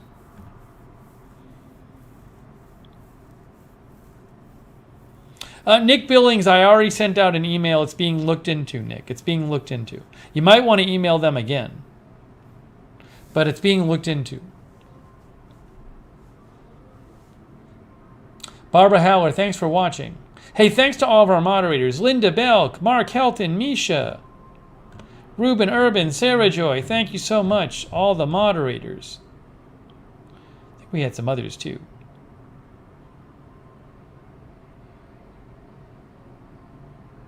Oh, thank you, Read Israel, for the good job sticker. Thank you, Read Israel. Ryder says, congrats on your appointment. Thanks for the chill stream. Thanks, mods. Hey, I love that people are thanking me, are congratulating me for my appointment. This is how life should be. When you make an appointment, people should congratulate you. Rick Hoppy, thank you for watching. Lynn, thanks for watching. Lynn HFXNS. There's no easy way to say that. Lynn HFX. I'll say Lynn HFX.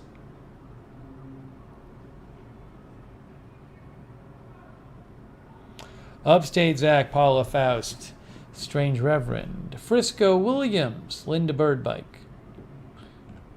Tony says congrats. Thank you, Tony. Thanks to everybody who donated too. That's really kind of you guys. Very much appreciated. Thank you. It's very nice of you. Cranky Poodle, thanks for watching. Baby Shark. Tracy Stokel from Southern Maryland. And the lurkers. Thanks to all the lurkers.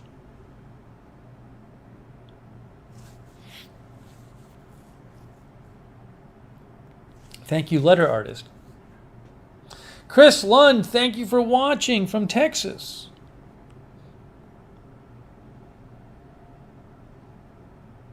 Meth God 99 says congrats on the appointment.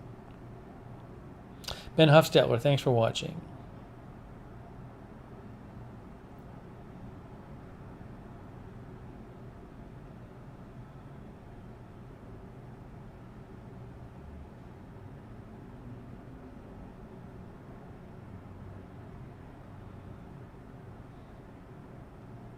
Oh, thanks, Sarah Joy, for posting the Discord link. Yeah. Oh, I got to update. No, I think I did update. All right. Hey, Discord is the best way to get notifications for all my channels. Sign up to the one Discord link. You click on it, you sign up. It's free, and you get notifications, great notifications for all the channels. Sarah Joy just posted that link. Castro says, raining and windy in South Australia.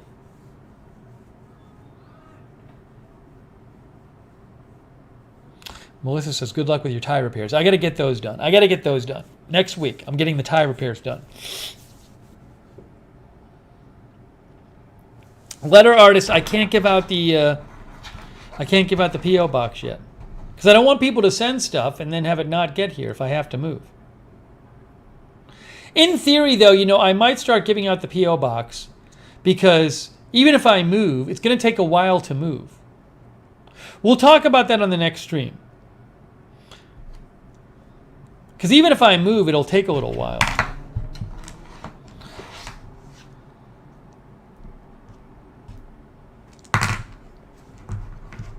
Letter artists so they can forward. Oh, it'll be such a mess.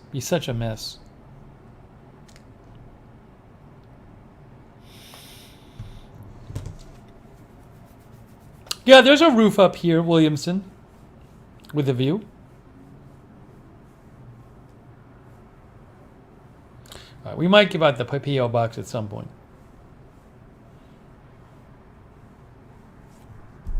People keep asking for it.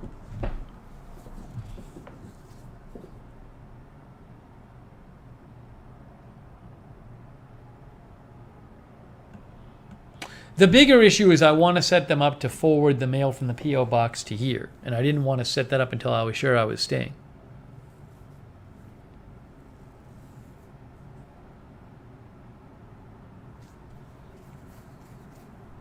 Killer Duck Aussie, thanks for watching in South Australia. Kate Links is loyal lurker. Thank you so much, Kate Links, for watching and lurking. Sonic says, gotta send you more stuff to move. Exactly.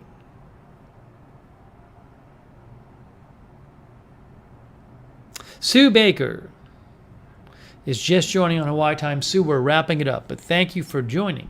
You can rewind and check out the broadcast. Thanks, Jay-Z, for coming by as well.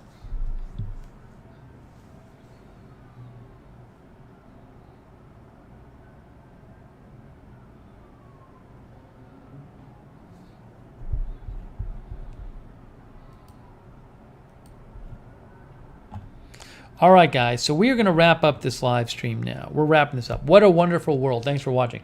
We're going to wrap up this stream. I'm sure we'll have more streaming this weekend. I hope you have a good weekend wherever you are. Nosy Rosie, thanks for watching.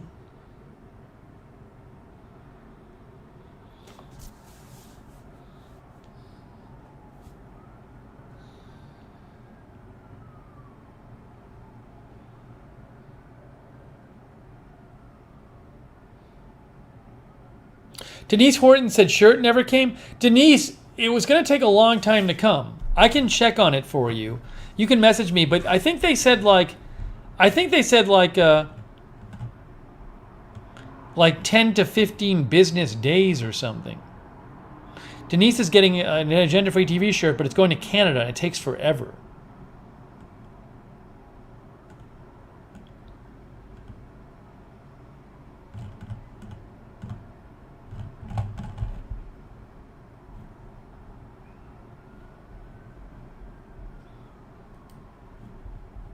But send me a message on Twitter, Denise, and I can look into it for you.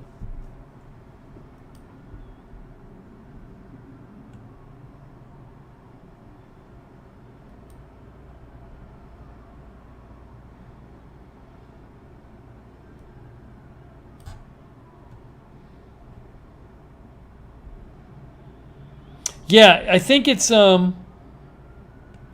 just checked, Denise. Your package is in Canada. It's the shirt is in Canada.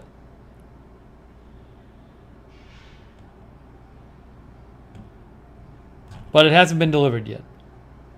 There's no estimated delivery date yet. It'll get there.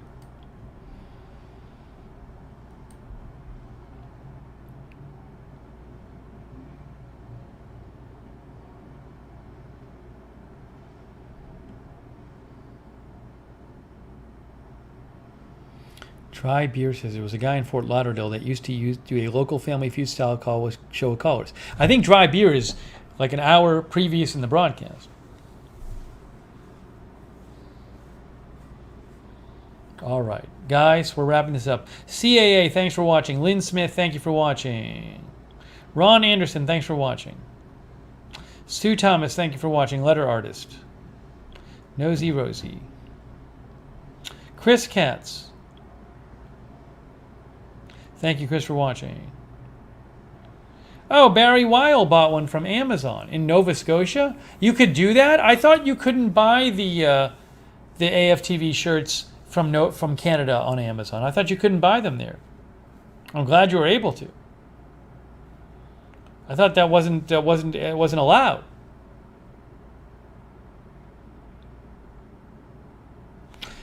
All right, Roxanne Becky, thanks for watching. Oh, Roxanne, by the way, if you do want to moderate on this channel, you're allowed to, because you're a moderator on one of other platforms. You don't have to, but if you decide you want to, let me know. Thanks, Tracy Stokel. Thank you, Christian Montoya.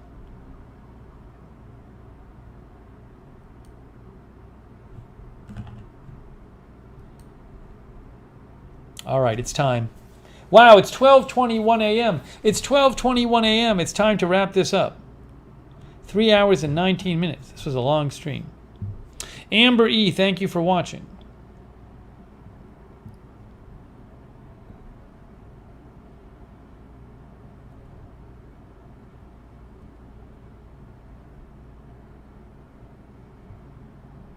Yeah, this light's got to get fixed. That really blinky light. Oh, that's a different one. That's a different one. That's like a police car. It's not that one. I was like, if that's there all the time, that's distracting. But it's not. That one's not there all the time. That's like a police car on the highway or something. All right. Anyways. All right, guys, I'm wrapping it up. Hey, thank you, moderators. Thank you, viewers. Thank you, lurkers. Thanks, everybody who donated. And much appreciated. And we'll do this again soon, and we'll have more streams for you soon. That is it for now. At Lookner Channel on Twitter. Follow me there, at Lookner on Twitter. At Lookner Channel on Twitter. And thank you, Stacks and Arizona Jumper, for watching as well. That is it. And we're wrapping it up. Thanks, guys. And enjoy your weekends. And we will see you very soon, I'm sure. And that's all for now.